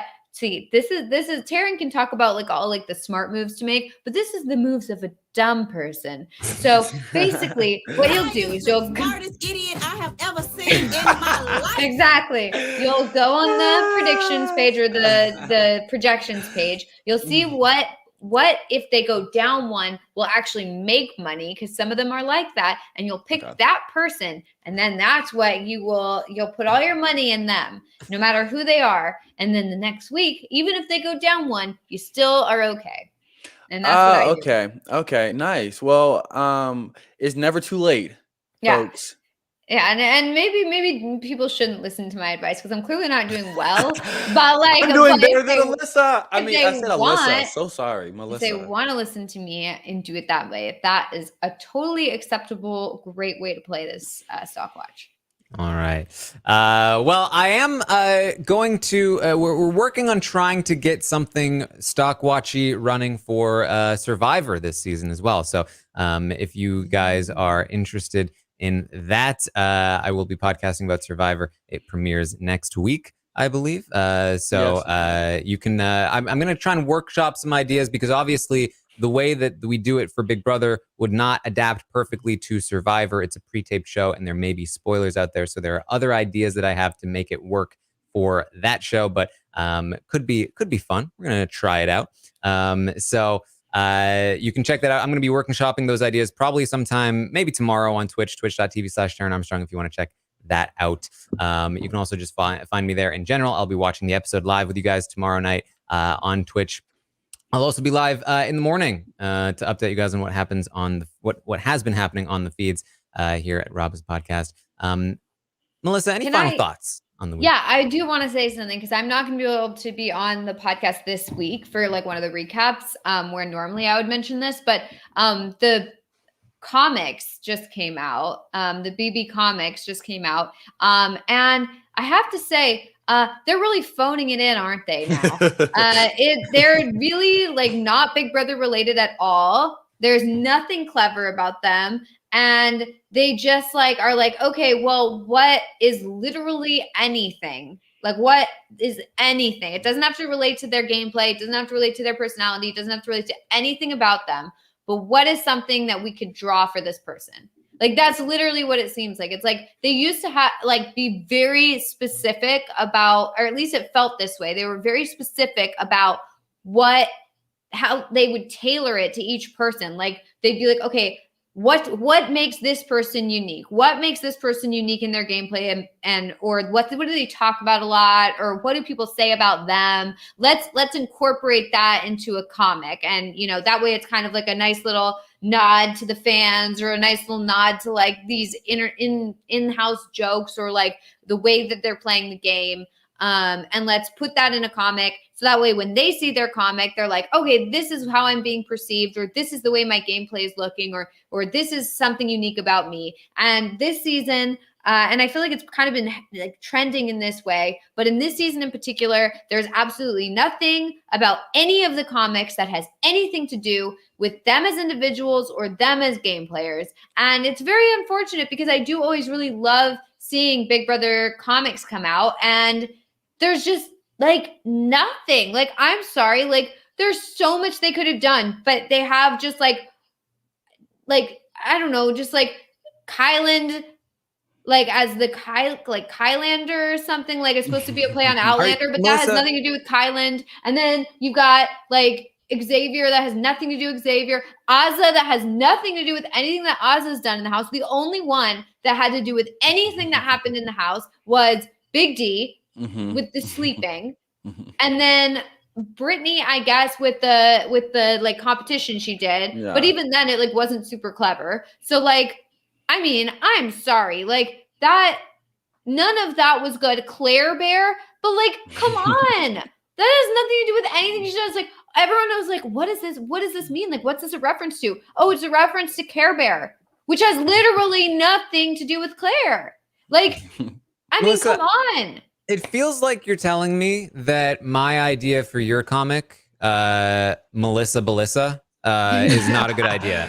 Yeah, so exactly. stupid. Like, I'm sorry, but that's so there's nothing like, I mean, do you guys disagree? Because I feel like these comics were so boring. Hear me out. Jacob Bones. That's actually kind of clever. No, that's not. we're not even going to give him back. Dude, like, no. You know what, Jacob? I did miss your insight because the last time you were on the roundtable, we discovered something about you, which is that you are the finger of the people. And the other night, Azza was talking about her fingers, and I was like, we need Jacob Jones on this podcast to give his input on Azza's fingers. What did she say about them? I forgot. They were like nimble, and they could get the egg through the wire. Oh, so if we're talking about nimble, people say about this if we're talking about nimble fingers, I have them, and the longer this can go into a very different territory. That I don't want it to go in, but I've seen Azza's hands. Azza has beautiful hands, and if the nimbler, the betterer, the flexibler, the betterer. And if they're able to, then they're able. I think if I had those egg comps, I could be able to. Like, do you see these, Taran? Like, do you see this? Yeah, those are perfect egg holding hands. Like, literally, I make hard-boiled eggs, and I can literally... I see the eggs in your hands right now. Do you? Yeah. You're holding like 10 of them. You want to know a joke that you said on a podcast? I think it was a recap that I was appalled. Uh-oh. So, sometimes I sneak them in there, and nobody notices. Sometimes you do, but my face in the reaction, I was like... Because you really never catch Taran slipping on the wet and wild side until he does. So I'm about to put Taran on blast right now. So we were talking about Whitney and using lotion with Xavier, right? And Taran, and it was the ball comp where like they had to throw the balls over there and then come back in the sand and then get the other balls and whip them back over. Balls. And we're talking about Whitney's putting lotion on Xavier's hands. Taran, with his full chest, said to me, Jacob, as the finger of the people, and I'm sure you use lotion, how do you handle your balls? Taran! Melissa, I wanted to. Was Rob there for that? Yes, he was there. Oh my goodness. In front of Rob. You have to say it with enough like gravitas that people don't it's not quite that people are like, did he just say it? Because he said it with a straight face, but Taran, in front of our Rob? But it was something that I was like Jacob was caught off guard. Oh my god! But I loved it. It was probably one of my fondest memories of you, Taran. That's so sweet. I honestly love Taran. I like hanging. But yeah. Wow, that's so sweet. What a compliment.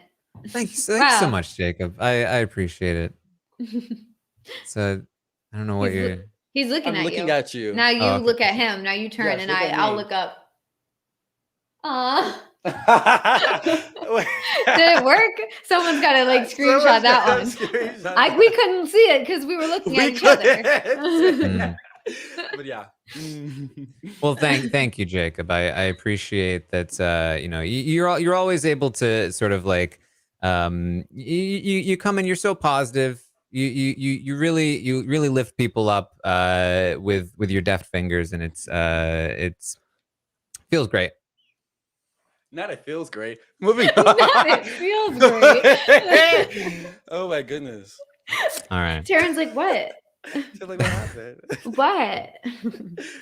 That's what we have for you guys this week. Thank you for hanging out here on the Big Brother 23 Roundtable podcast.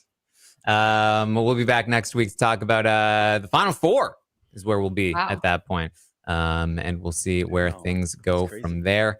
A lot to get down to. Again, you can find me on Twitch, twitch.tv/Taran Armstrong, or on Twitter @Armstrong Taran. Jacob Jones, where can people find you? People can find me at that's how you say everything. But no, people can find me on Twitter at JacobJ_Jones. Also, me and Maggie Morgan, we're co-hosting the Real Housewives of Salt Lake City Rahapa podcast, and our first episode just dropped tonight. And Melissa, are you a Housewife fan? I am not watching the current seasons. I watched some of the really old ones. Like I watched like the first few seasons in New York. And so I'm like an OG person, but I have not seen the new stuff. I've heard Salt Lake is very good. Yeah, it's very good. And Taran, we may see a Salt Lake housewife on next season of CBB. BBC? What? Celebrity Big Brother. Yes. CBBC. CBB on CBS. Yes, we may see one of those. So you need a background on whoever we get. You know what I mean? Yeah, that's a good point. Wait, and you know, Brandy Glanville from season 1 was also a Real Housewife. I do know that. Yeah. So you know they like to pull from the Housewife franchise, and I bet Salt Lake City maybe. And so may want to get a refresher in. But yeah, so that's where you can catch me. And I had Melissa has to, but I just want to say, I literally love hanging out with you two. Like Melissa, I love hanging out with you. Taran, I love hanging out with you as well. It's so fun. So, thanks for having me. We get to tease Taran. I know, it was a privilege. We get to yeah, I love it. I'll pot you guys. All right. Well, you can of course find Melissa at It's Melissa with 3 A's. Yep. 3 of them. Sometimes they get a little scared. Yes. Melissa. Melissa. Yeah. And that's where we find her. Thank you guys so much for joining us here today. And we'll see all of you next time.